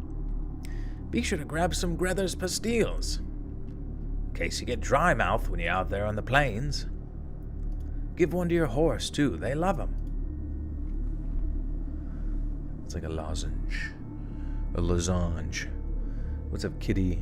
Lita? What are you up to? Why you be acting like you ain't no morb? What do you mean? Morb? I'm pondering my morb. I'm gonna dump ice on everyone in the chat. Please don't. Don't do it. It's Morbin time. Shoot, we might have to add some additional stories at the end here, just based on how fast we're cruising and schmoozing. Working as a waitress, people often treat you badly. For every 25% tipper, there's 10 old guys who leer and tip 10%. I usually made it through my shifts okay, but one customer interaction truly creeped me out. It was a slow night, and this older couple got seated in my section. The wife seemed spacey, but nothing too weird. When I came back to their table to get drink orders, she was slowly rearranging the sad little fake flowers that we had for decoration. I joked about it, some line about her messing with my arrangement. She looked up at me, wide-eyed. I'm a florist's daughter. She was still moving them around and looking at me after I left with her drink orders. I came back with her drinks, and she's done playing florist, and I asked what they want to order, and while the husband is speaking, she interrupts him repeatedly to order a soup. Same tone each time, no indication that she even hears him speaking. I ask her if she wants it served first as an appetizer. She stares at me, repeats the same sentence. The husband cuts in and confirms that they want it as an appetizer. I leave to put in their orders. Later, I stop by and ask how the food is. The wife grabs my sleeve, right at the elbow, and pulls me towards their table. She compliments the food, but at this point, I'm feeling really uncomfortable. Her grip is pretty strong, too, so I have to repeatedly tug my sleeve to get away. Finally, they're done with their meals, and I ask how everything was while clearing their plates. The wife is very pleased and is still staring at me, wide-eyed and blank. Then she says, I never got your name. I usually don't tell Custers my... Custers? I'll tell the Custers. Hey, Custers.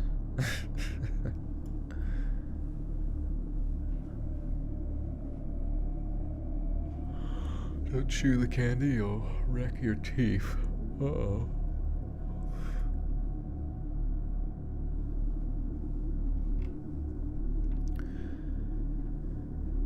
I usually don't tell customers my name unless they ask, so I tell her. She stares at me, unblinking, and then asks, Do you know what it means?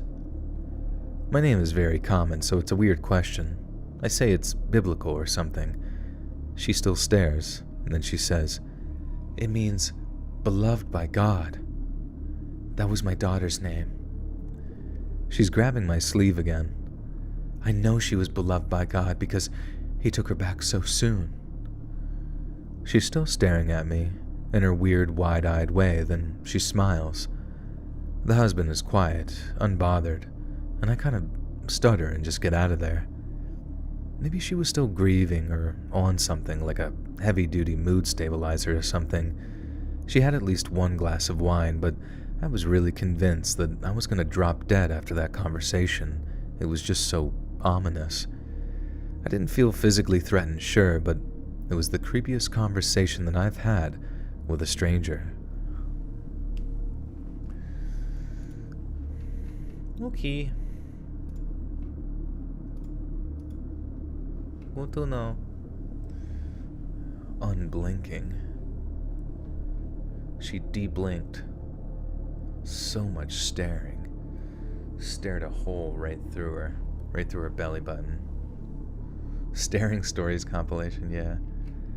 Oh, now, see, guys, if you want to, like, minimize how creepy you're going to be, just wear sunglasses. Just wear sunglasses when speaking to girls, and they'll never think you're creepy. Or, this is my strategy, I talk to them with my eyes closed. I just have my eyes closed, and I still follow them, or just, like, slightly open, just a bit so you can see, like, just a tad. And that way, you're never, like, really staring at them, like, completely. to minimize your creepness.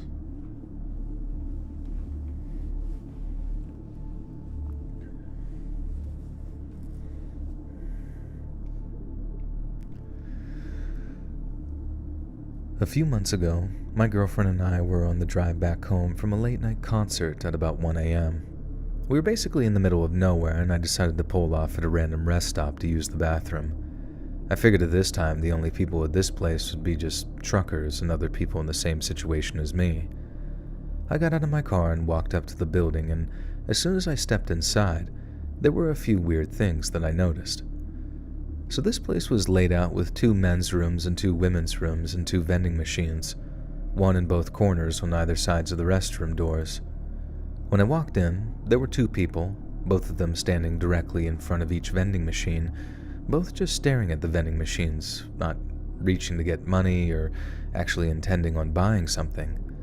So I walked past these people and went into the first men's room. I walked inside and I was the only person in this room, using the urinals, which were laid out in a U-shape. A few seconds later, someone else walks in, an older guy, maybe like 50 to 60, working class looking guy, and he walked over and started using the urinal right behind me, a few feet away. Nothing about this was very alarming at first, but being the careful person that I am, I already had my pocket knife open in my hand in my front hoodie pocket. Once I finish up, I go to wash my hands and walking out the door to the first restroom. As I walk out, I realize that I also had to go number 2. So to avoid being awkward, I walked into the second men's room, taking note that these weird vending machine people were in the exact same spot. I go into the first stall and try to go about my business when I hear someone else walk into the restroom and go into the stall right beside me. Keep in mind, there were about 6 other open stalls away from me. I thought this was really weird, so I looked down and immediately recognized the work boots as the guy from the first bathroom. This guy just walked in and I wasn't even in there for 2 minutes. I immediately got up and left that bathroom.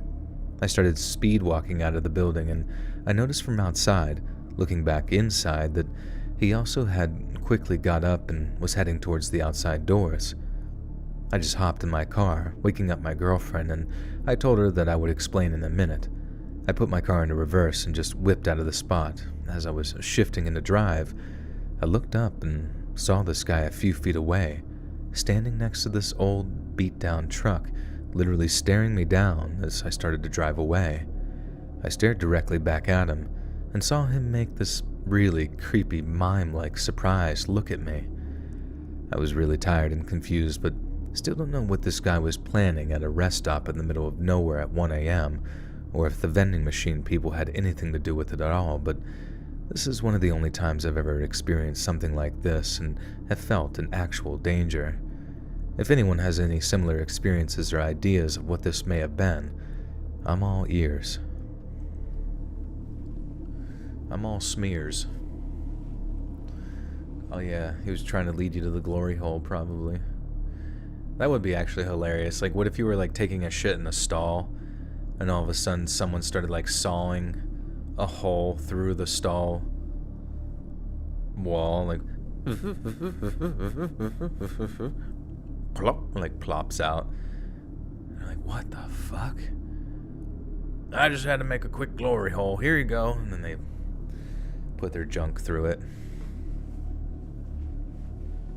What do you do? What do you do in that situation, guys? Here, we'll do a poll. We'll do a poll. Whoops. The poll will be... Oh, we gotta stop the old poll. And Apple's won with 51%. Congrats, Apples. Wait. 51%? Bananas got 48. Where's the fucking other 1%? The 49... Where's that mystery 1%? Alright, start poll. We'll just say truck stop situation. You guys know what I'm talking about. Situation. Do you... What are some options? Do you stick around? and find out.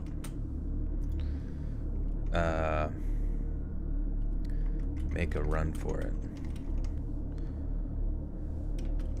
Reluctantly, obviously. Let's ask the community. Community? Cast your vote. Whack-a-mole. Just like multiple holes pop out and you had to like, and just like multiple like cock and balls pop through and you're like, Jesus Christ, there's so many. Playing like the steel drums on him. You stare menacingly.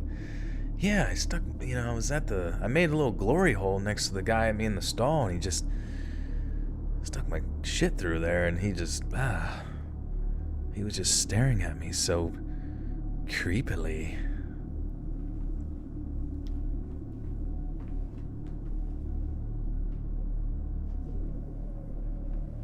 Very, very rude to stare. What would I do? I don't know. It's hard to say in those situations. You really don't know till you're there. You really don't know till you're surrounded in truck stop glory holes what you would do in that particular situation. You might get caught up in the moment. Can't say till you've seen it. It might, I don't want to judge a cock by its cover.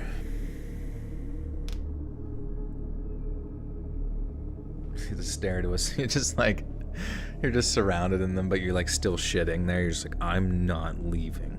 I'm not sucking, but I am not fucking leaving. I am finishing my poop.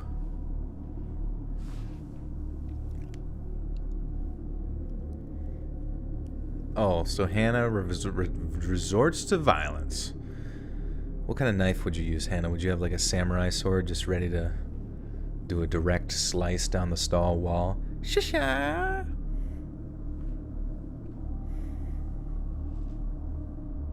You would run away without feeling reluctant? It's hard to say. Hard to say. I left that in there because I felt like I understood you guys. I feel like I got you, You so pocket knife. Alright. I want to start this by saying that I know people can be friendly and I don't automatically assume that they're creeps. I picked my girl up from school with my nearly 3-year-old boy. I decided to take a different route home through the park so they could go to the playground. As we were walking, there was a guy, around 55-ish, walking towards us with a tiny Pomeranian dog. My kids were in awe of this little teddy bear. The man smiled but didn't interact and we passed. A minute later, as we were walking, I turned and noticed that he had gone back on himself and was now following us. This obviously got my attention and I felt a bit strange. He picked up pace and walked alongside us and asked if the children wanted to pet his dog. I was polite and encouraged the kids to stroke the dog. Then we moved on, and I kept saying, "Okay, kids, let's go to the swings." And 2 minutes later, he came toward us at a different route, again asking my children to pet his dog. My guard was up here, and I got us away as soon as possible. Now 10 minutes later, we're in the enclosed playground. Now bear in mind, there are signs everywhere around this area to state that it's a no-dog zone. This guy just appears again, walking his cute dog 5 feet away from us, trying to get the kids' attention. It worked and they were calling for the dog and he tried to linger. I had to politely ask him to move on and he looked to be so angry with me. He went and that was it. My senses were just searing at me and I had to voice this somewhere. Was he weird or just some type of nice guy? Can you borrow a few buck? I'm on my way to get something off of Craigslist. Sure. How many do you need? How many buck?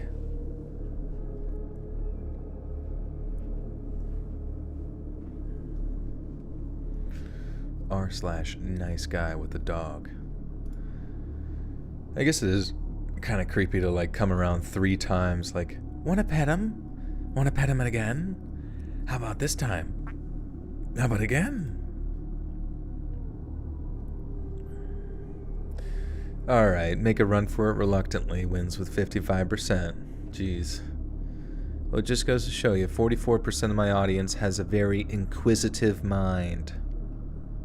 And is non-judgmental. I appreciate that.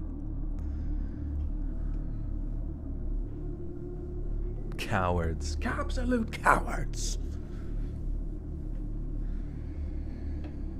Fear not. This biblically accurate glory hole appears before you. Do not run. Do not fall down onto your knees. I simply wish to bring you a message.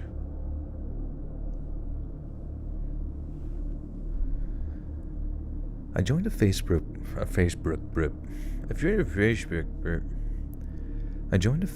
group where people would post ads for butchering equipment. I had this old meat slicer that was no longer in use. As I was getting ready for work one morning, I got a message. It was around 6:20, but that didn't seem to bother this very passionate potential buyer. He asked a few questions about the meat slicer and seemed a bit frantic, like his life depended on that machine. He requested a video call a few times to make sure that the machine was working properly, which I rejected as I was getting ready for work.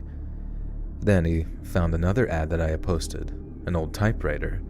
Apparently he was interested in that too. Asked me about the price, if it was functional, etc., just some pretty standard questions. We had texted for around 20 minutes when he asked if he could call me to really seal the deal. I gave him my number, to which he said, I can't. Fuck.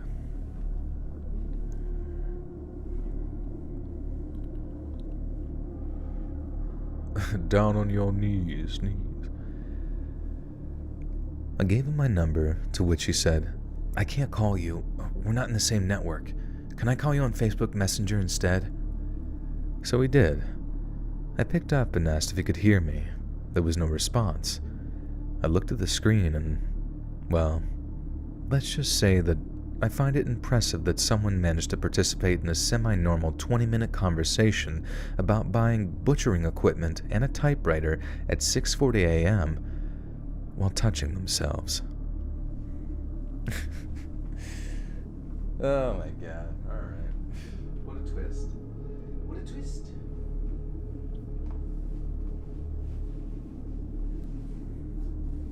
Have you ever seen Peep Show? It's hilarious, like incredible. I don't think so. Peep Show. Let's look that up. Peep. Is it a sitcom? Peep Show TV show. You have to clarify. Oh, isn't he the one to say, are we the baddies? Oh, dude, some British comedy is so fucking funny, dude. Some. Only some.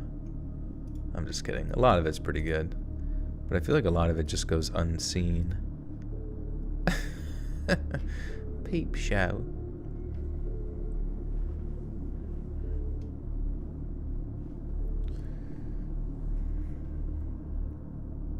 Are we the bad guys? Alright, can I do a word count real quick?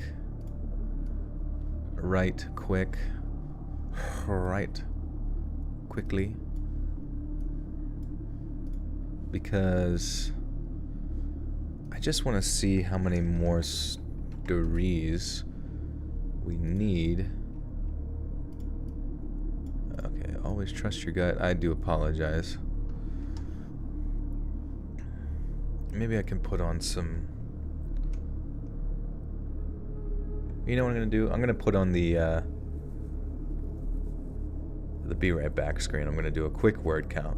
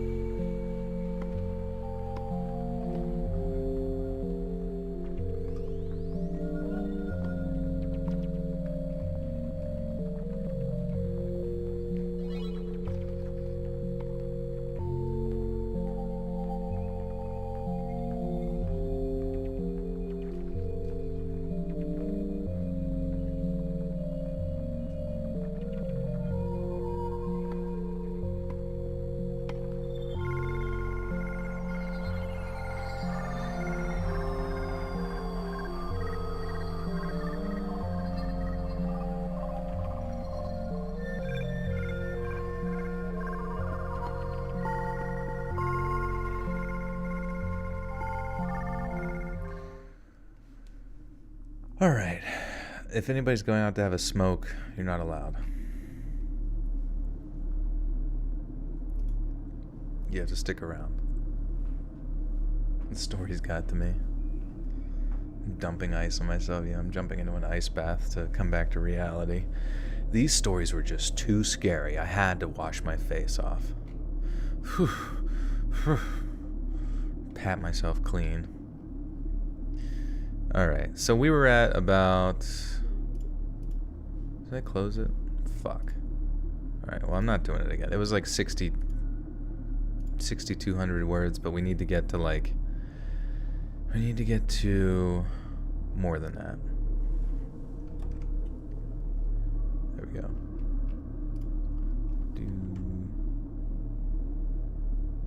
What?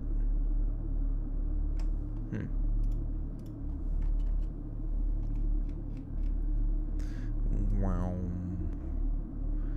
Yeah, 6299. So, that means that we need to find some more stories to pad this video. You like my background? Thank you, Nori. Did Pradeep want faucet water? Yeah, he's like, can you turn the faucet on and drown me in it? Sure, buddy. Here you go. Okay. Alright, well that one's kind of longer.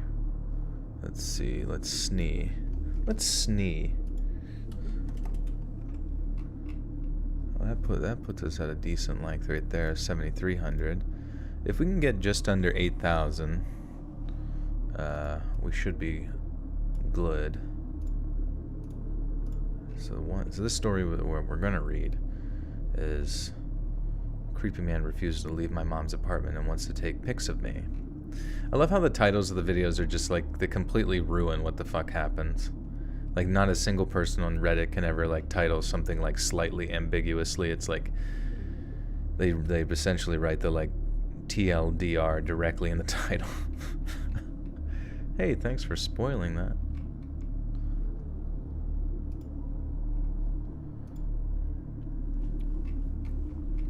Alright, yeah, this one's longer too, so we should be good. We should be hood, as they say. Boom, boom, boom, boom. Let's check real quick, just to make sure. Just to make absolute certain. Yeah, 8,300 words. Better than burying the lead? What do you mean? Will the thirst run through this story too? It always runs. Non-stop running.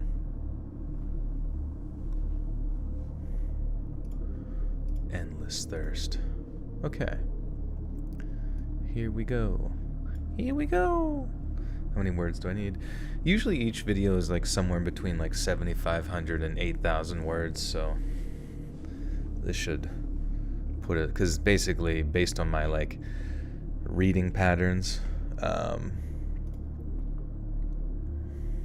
from that I can kind of gather how long a video is going to be, which usually most videos, yeah, there's 6,000 words that just say stare. Actually, it's funny you say that, because we can see, let's see, the top keywords in all of these stories is time, mom, people, don't, door. Top phrases: front door, bathroom door, bottom boat. Okay. Glass door and glass doors. How many times you guys hear me say bottom boat tonight? I feel like probably too many times. You're sick of it. You're sick of the bottom boats. You want some power bottom boats.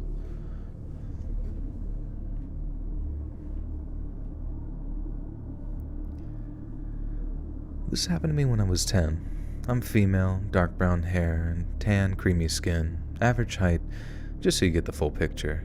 Now, considering my age and build, I would not have fought back particularly well had something happened at the time. At the time, I lived with my mom and younger brother, who must have been about 7 or 8. We all lived in a pretty secure area of town, and what's more, our apartment had a security guard.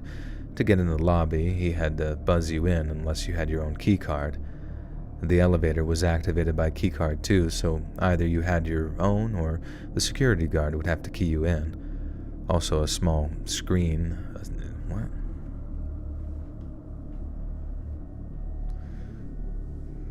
Also, a small screen inside our apartment with a button to call security if needed. What? Screen inside out apartment. Also, a small screen inside our apartment with a button to call security if you needed. This made us feel safe to some extent, but my mom is a cautious person and is always very aware. We were moving and we sold a lot of stuff, including our TV, a normal-sized flat-screen thing. We couldn't take everything with us, so this had to go. Eventually, a man in mid-30s or 40s got in touch with expressing interest in our TV. He said that he'd drop by our apartment the same day, and he did, but a little later than expected, as it was around 7 p.m. He does all the usual checks to see if it works properly, and eventually starts asking my mom about where my dad is. He lived abroad at the time, and then asked me questions like, where's my school and how old am I? Being a naturally friendly person, I answer and ended up telling him all about our field trip that I took with my class to a beach. He then asks if he can connect his phone to... What? IUT-TV? What does that mean? He then asks if he can connect his phone to IUT-TV to project images of the... Oh, our TV. That's probably what he meant to say. Creamy skin. Her skin was made of cream. Just tubes and tubes of cream.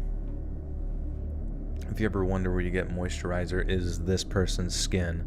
They melt these kind of people down and turn it into products. And then they test them on animals first.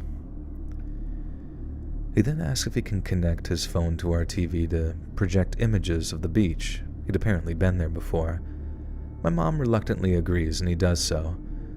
In those pictures, there's a pretty young woman. He says he's a photographer and would I like to model for him sometime. And this is the point my mom pulls me closer to her, frowning and politely declines. I don't suspect anything, and I am in fact excited and keep asking my mother to please let me model. She tells me to be quiet and doesn't sound happy at all. He continues to talk about his photography and said that I would make a good model. God, I hate the little fucking spelling errors. On and on while I kept getting more eager. Okay.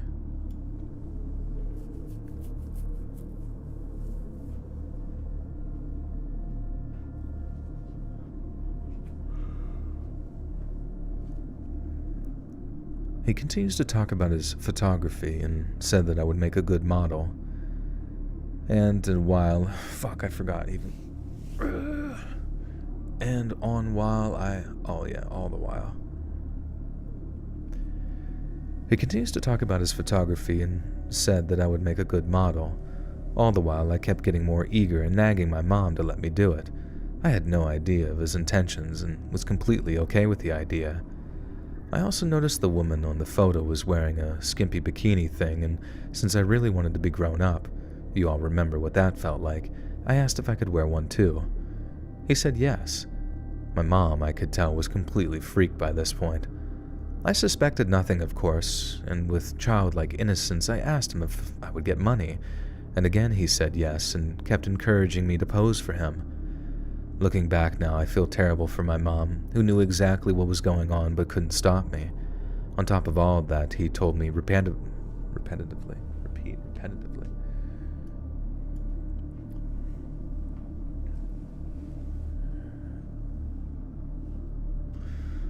Modeling for our calendar.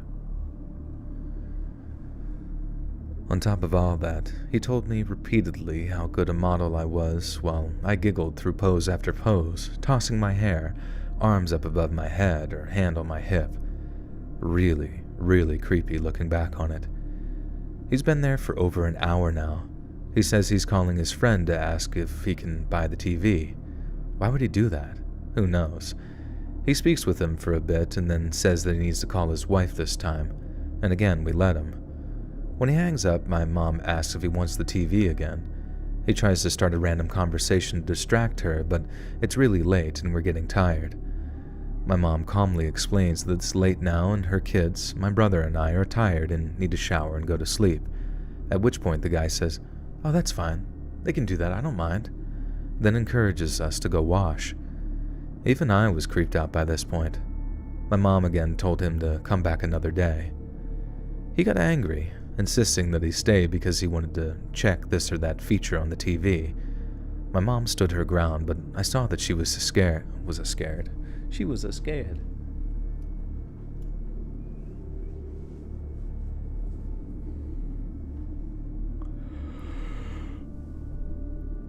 My mom stood her ground, but I could tell that she was scared, alone with this creep and 2 young children to boot. After a long argument, she turned to me, telling me to go to my room with my brother. God damn it. After a long argument, she turned to me, telling me to go to my room with my brother. Needless to say, I didn't argue. We went into my room and shut the door behind us. I found her. God, I'm just fucked up right now. I'm so fucked up, bro. No, I just can't fucking find my rhythm with this story. I heard the front door open and my mom telling him to leave or she'd call security. He again tried to stay, but she wasn't having any of it and said something along the lines of, "Yeah, no. Get out of my apartment now, or I am calling the cops." He finally left, and my mom put us to bed. She probably didn't sleep at all that night, and we thought that would be the end of it. The next day he came back, under the same pretext as before, but by now it was clear that he had absolutely no interest in the TV, just in us. Security, knowing what had happened prior to that day, immediately called my mom to know if it was okay to let him through or not. I asked if it was the photographer guy again. My mom nodding before motioning for me to be quiet, then told security that they weren't to let him in, thanked them for calling her first, and that was the end of it. Apparently he got aggressive with security when they tried to show him out. I don't know if he tried anything after that, but I'll ask my mom and post an update if I learn anything. There is something innately wrong about a man who comes into a young mother's apartment, tries to recruit her kid for bikini pics or worse, and refuses to leave. It's sinister and creepy, and I don't like to think what could have happened. Yikers.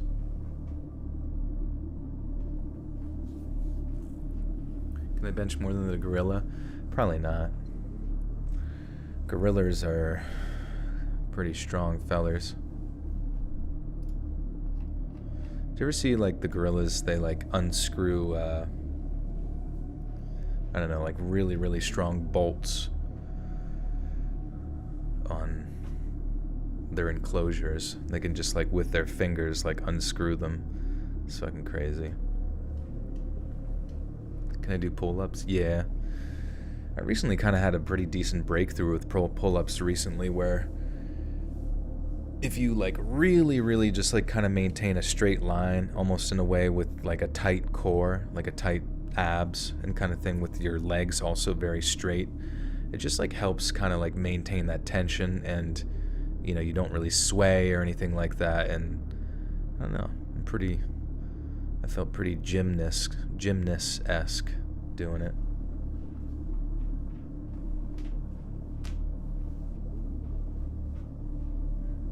To return some videotapes. I was a recent college grad and dating a guy who had matriculated into my same... Matriculated, I always love that word.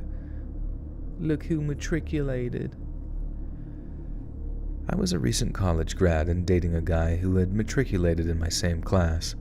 He moved out to the suburbs soon after graduation for a new big boy job. I stayed in the city and lived in an apartment with a roommate, but being young and in love, I would often schlep the 30 years.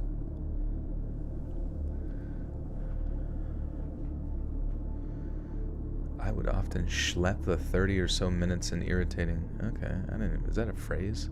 Schlepping something? Maybe they meant schlurp. I would schlurp.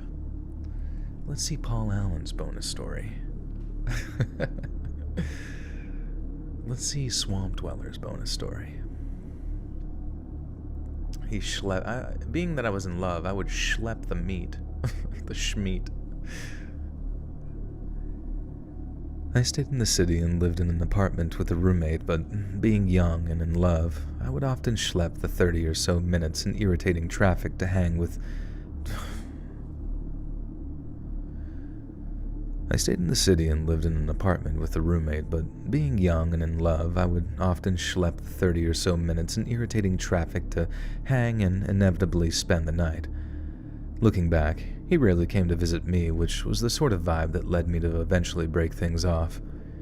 Anyway, boyfriend lived in a duplex in one of those labyrinth cookie-cutter subdivisions and shared it with 2 other people. These were virtual strangers that he had found through Craigslist. There was one roommate who was so chill that I don't remember him or her at all.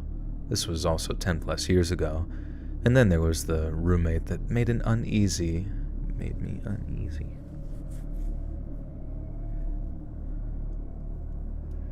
MT with a 2.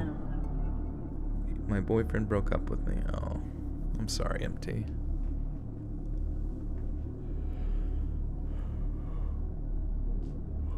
Did you... Oh, I'm sorry to hear that. Schlep is an old Yiddish word. Okay. I guess that makes sense. I tried to schlep my way through traffic. And then there was the roommate that made me uneasy and whose creepy face I can unfortunately conjure up clear as a bell even now, and we'll call him Rob. Rob looked like an average, slightly leathery, nebulously 40-something surfer. I remember that he would always be in a t-shirt with some skater and extreme sports logo and flip-flops. He had a bit of a belly and talked in a slow, aloof way that seemed to have a smattering of condescension. Jesus fucking Christ on a cracker. Schlep is as old as Schwarz. The Schwarz is with you. I schlepped through the live stream.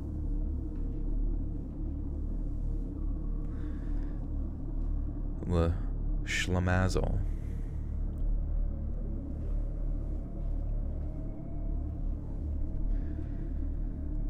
He had a bit of a belly and talked in a slow, aloof way that seemed to have a smattering of condescension. Why can't I say condescension? Why does that sound weird? Am I saying it right? Condescension. Condescension.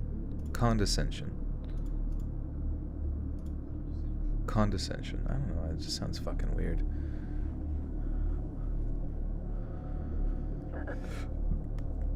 General Kenobi. Yeah, like condescending, but condescension just is something I never really say.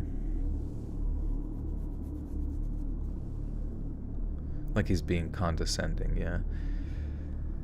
He had a bit of a belly and talked in a slow, aloof way that seemed to have a smattering of condescension, no matter what the subject was. Definitely a one-upper personality. The thing I can picture most about Rob was his shaggy, dark brown hair and eyebrows so big that they hooded his eyes and gave him a raccoon-like quality. Underneath the eyebrows were distant, empty eyes, droopy like a hound dog. When he would make eye contact, which was almost never, there was something there, or maybe something missing, rather, and I just didn't like the way that it felt. Now, something to know about me.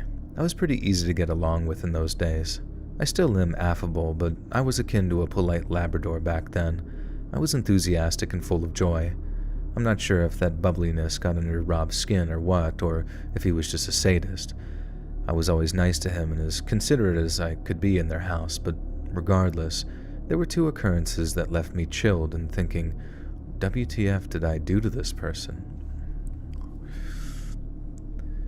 But regardless, there were 2 occurrences that left me chilled and thinking, what did I do to this person? The answer being, nothing.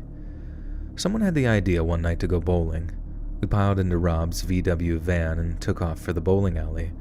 The route there was on windy country roads and it was a dark stretch of highway. Boyfriend and I are sitting in the middle row, so far back, but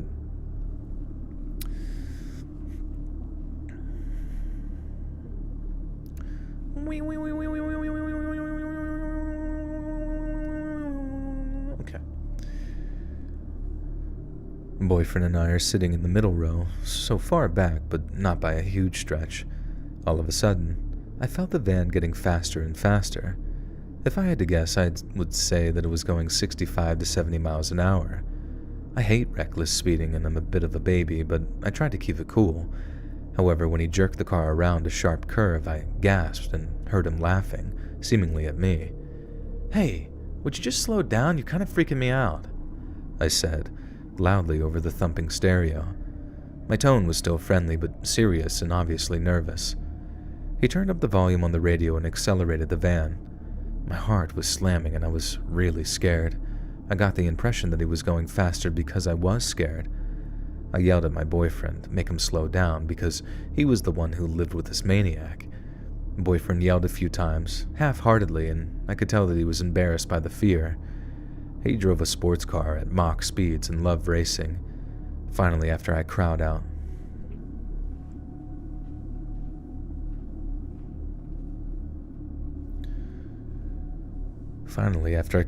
please, a few more times, my head in my lap, he slowed down, but not without making eye contact with me in the rearview mirror once I brought my head up. All I could see were his eyes, and I couldn't tell if he was glaring or smiling. Either way, it was very chilling. The other incident was a few weeks or months later. Boyfriend and I were coming back from something or other and went to his place after. We entered through the sliding glass door that leads into the living room and soon discovered Rob was throwing a party. There were about 20 people milling about the connected living room and kitchen, staring at us in their unfriendly hipster way as we made our way to the boyfriend's bedroom. Suddenly, one of Rob's party guests, who by the way was built like a refrigerator, decides to roid out and throw a heavy wooden chair. He threw it in the style someone might launch a shot put, with a little whirl and a yar type yell as he whirled it across the room. I really think the guy was just being a drunken idiot and didn't intend for it to happen, but the chair sailed across the room and right to my left.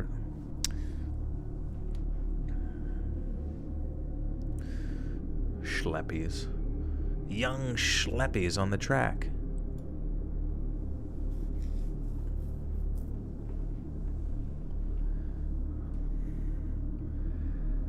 I really think the guy was just being a drunken idiot and didn't intend for it to happen, but the chair sailed across the room and right into my left upper thigh, hard.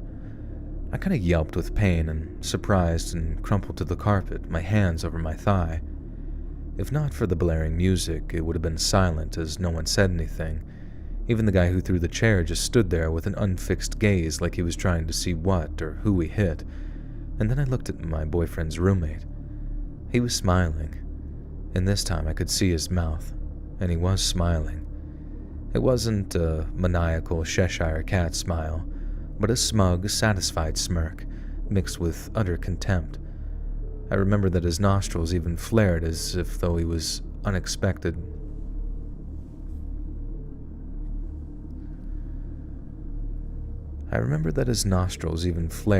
This was an unexpected rush of dopamine pleasure through his body. He enjoyed both scaring me and seeing me hurt. Finally, after much too long, my milk toast.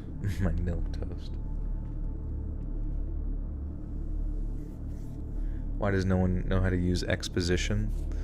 What do you mean?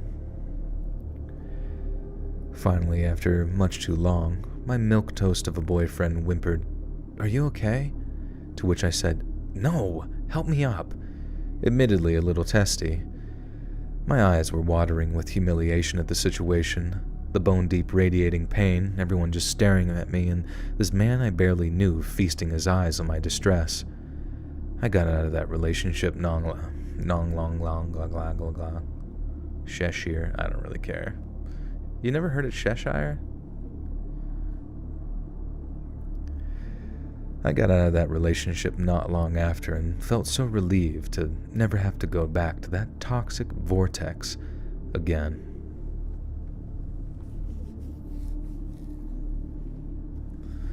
First creamy skin, now milk toast. Yeah, I don't know, everybody really likes hyperfixating on other people's skin color. It's not very nice of them. It's the Cheshire cat from out. No, I know. I'm aware, but I'm fairly certain that isn't it Cheshire? I mean, you can say both, right? Cheshire, Cheshire,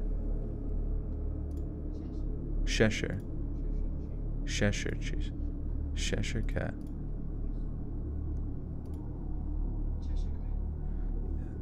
They've never said Cheshire.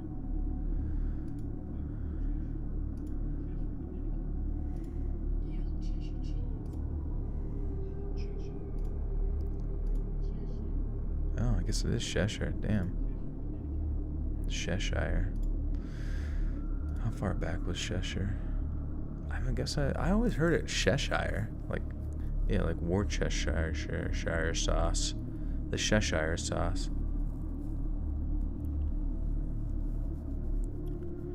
Cheshire, like chess. Oh. Well, I don't really care that much for this particular phrasing. If it was like it's just like too far to go back at this point. It's a whole paragraph, guys. I'm gonna die if I do it. And think about that. If I say it wrong, then somebody will comment in the algorithm, and it'll increase my engagement. See? That's a big brain move right there, baby. I don't know why these stories went by so quick. Did we read all of them? Being stalked. I think someone was in my house. You blocked the road. What's this one? Men on the train. The squid story. Hentai story. Creepiest customer. Sketchy rest stop. Potential pedo. The meat slicer on Facebook. Creepy man refusal takes pics of me. Yeah, huh. I don't know. Usually it like the stream goes for further. I just haven't been talking much tonight. I guess that makes sense. Sometimes I go off on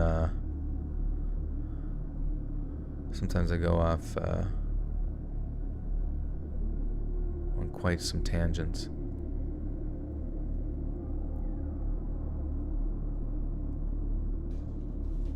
Oh, Pradeep has found a toy.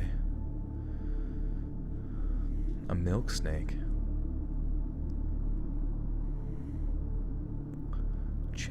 Cheshire. I swear growing up, maybe I just heard it wrong. Maybe it's one of those things where I like heard people say it and I just no one ever corrected me. The Cheshire cat. Huh.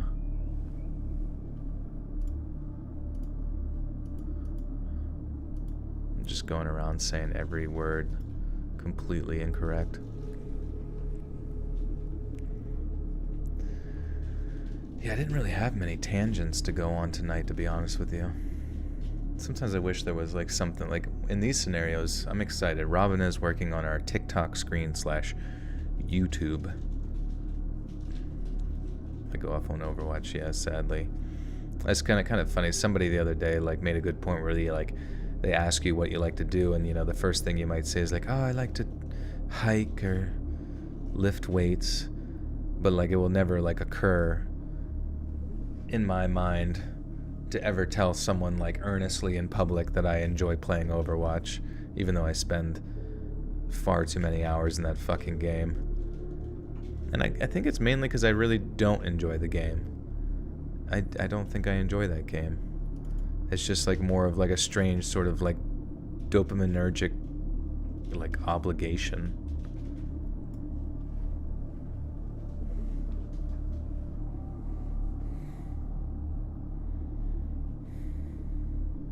Over meh, yeah.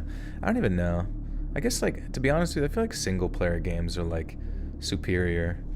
Because the other day I was getting back into playing Red Dead again. I hadn't played that in forever, and I kind of want to go back through it on PC because I never played it through on PC.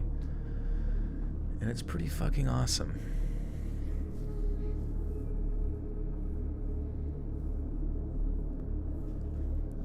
I sound tired. Yeah, I'm a little tired. Sometimes I feel bad coming to the streams and I just don't really have like much to report, you know? Like my life is kind of not super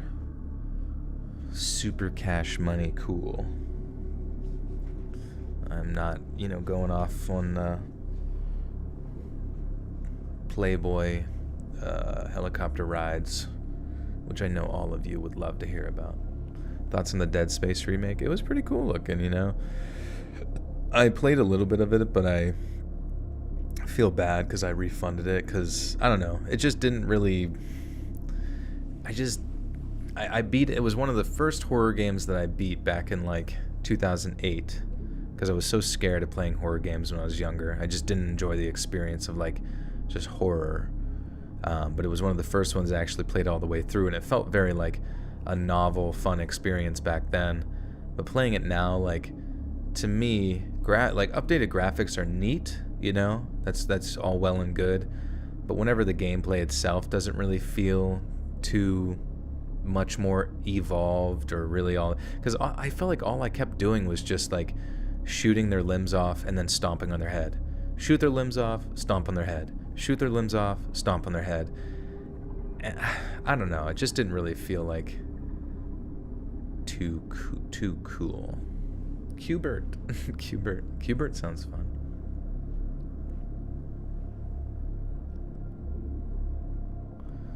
Put me on the Bachelor show. Yeah, I'd fit right in. Isn't that all Dead Space is? Yeah, I don't know.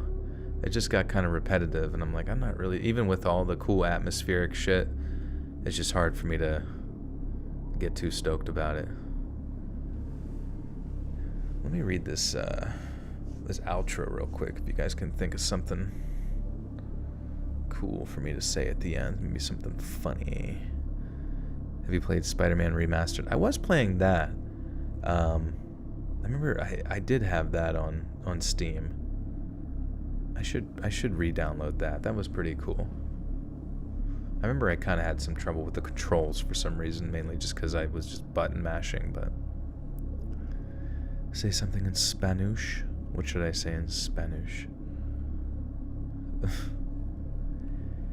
Hey friends, thanks for listening. Click that notification bell to be alerted of all future narrations. I release new videos every Monday, Wednesday, and Friday at 7 p.m. EST. And there are super fun live streams every Sunday, Tuesday, and Thursday night, and I'd love to see you there. If you got a story, be sure to submit them to my subreddit, r/Let'sReadOfficial, and you might even hear your story featured on the next video. And if you want to support me even more, grab early access to all future narrations and bonus content over on Patreon, or click that big join button to hear about the extra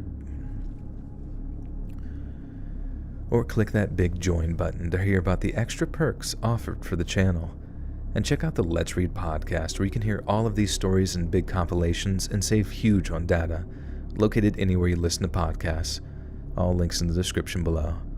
Thanks so much, friends. And remember, don't schlep your meat. Remember, folks, beware of holes in truck stop bathroom stools. Your skin is made out of cream. Your creamy skin. Talk about how the truth is I've seen your ground and you were flying around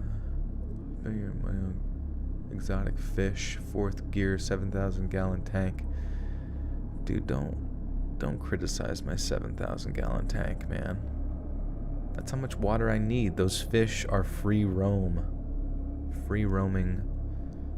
clownfish. Say, soy un tonto. Soy un tonto. And remember, it's Cheshire, not Cheshire sauce. Today I fucked up story. Alright, yeah, I can read that. Free range fish. What game would you pick if you have to teach someone how to play? Oh, like how to play video games or just like get into video games? I don't know. I feel like I would like have them play some type of like Mario game or party game or something. Just something easy for them to kind of get used to the concepts of stuff. Me llamo Joel. Y me gusta el olor de los pies. Schlepp your schmeat. Wait, what were we gonna? Yeah, I'll just say it at the end. Thanks so much, friends. And remember to schlepp your schmeat. Me gusta tus pies. Am I saying that right? Pies? Or is it pies? Me gusta tus pies. Oh, soy un tonto means I'm an idiot. Oh, that's not very nice. You fooled me. Fool me once. Shame on you. Fool me twice. Alright. Let's go, let's check out r/ Today I fucked up.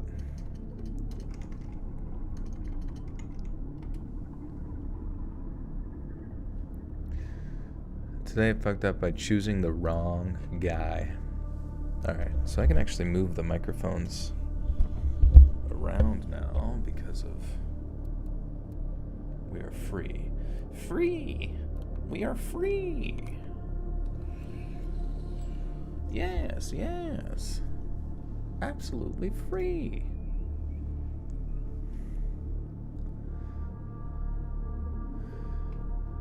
Oh, it's kind of short, but whatever.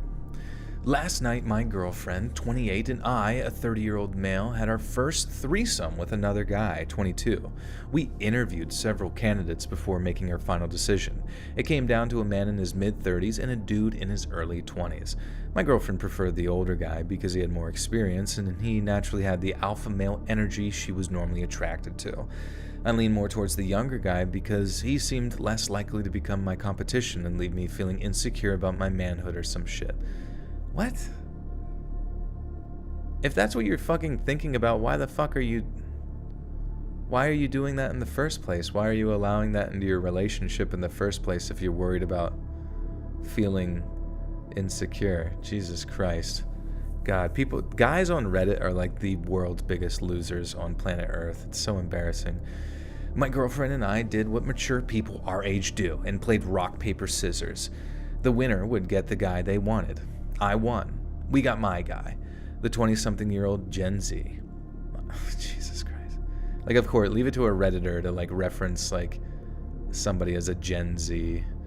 I soon realized that he was not the inexperienced young Jedi I expected, even though as soon as we were all naked, the sperm force was all... Dude, this has to be a fucking meme.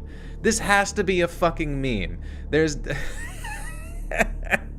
This has to be a joke fucking post, because there's no fucking way that this Redditor can fit so many bills to the point where he actually references fucking Star Wars in the middle of his, like, my wife's boyfriend style story. Holy Christ.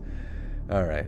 I soon realized that he was not the inexperienced young Jedi I'd expected, even though as soon as we were all naked, the sperm force was already on the cusp of exploding out of his scrotum. The dude literally had no refractory period. He was somehow able to climax multiple times without losing his erection. I didn't even know that was possible. We were burning through condoms. Well, he was the one burning through condoms. I was busy negotiating with my flaccid penis not to call it a night after one orgasm. I was no match for Gen Z Johnny Sins. My pipe game did nothing but slow down the momentum. Johnny had an ungodly amount of stamina and apparently an unlimited supply of semen.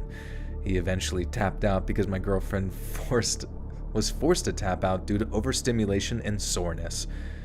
My girlfriend and I had to attend a funeral this morning. We cremated her vagina and buried my self-confidence. Thanks, Johnny.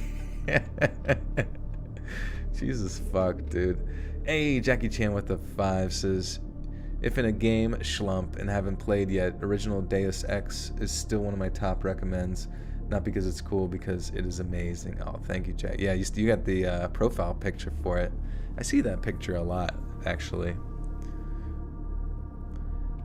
But thank you for the 5. I'll have to check it out, though, especially the older ones. And Dick Nixon with the 5. Thank you, thank you. And Lovely T, welcome back for 3 months, requesting sweet steel drum sounds. Thank you, Zaijo. Okay, yeah, let's do that to finish out the night here. Little drummer boy action.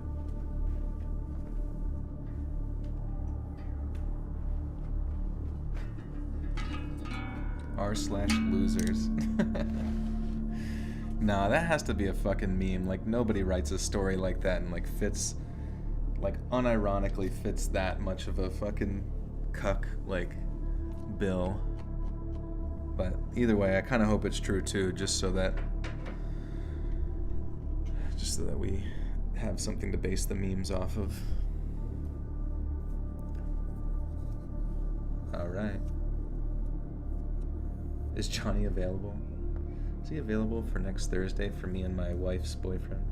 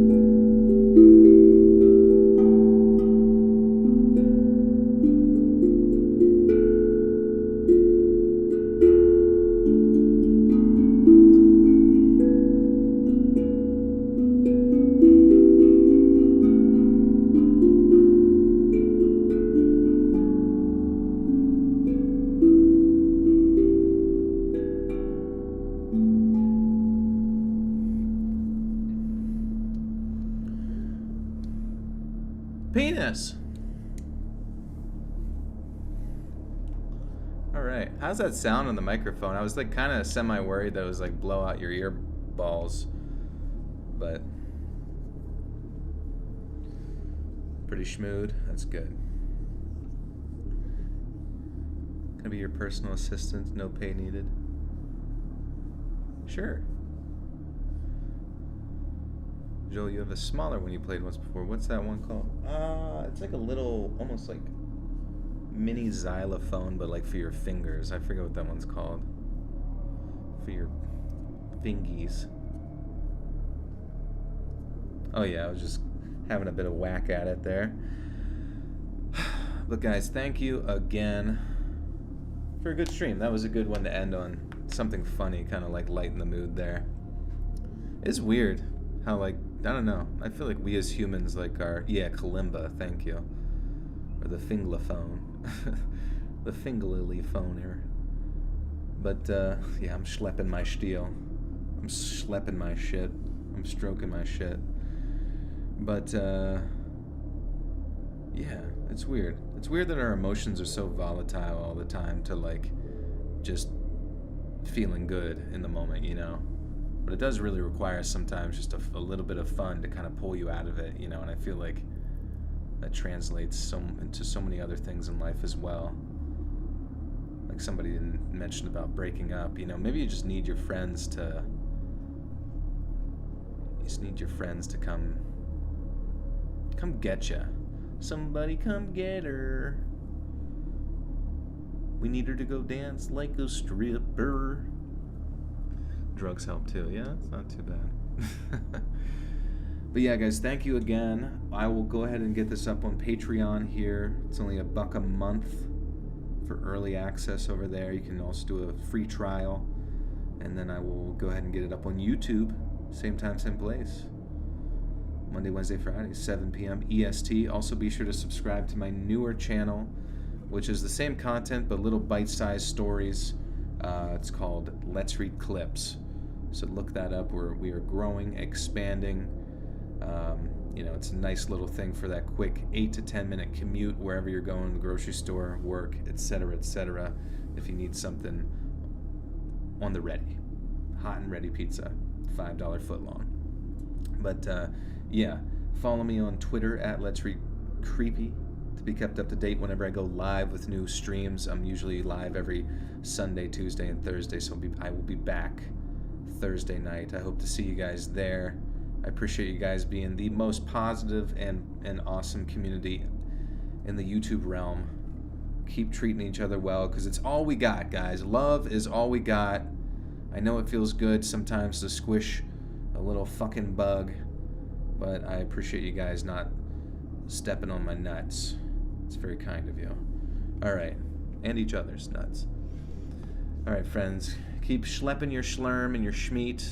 Stay well. Be well. Keep grinding.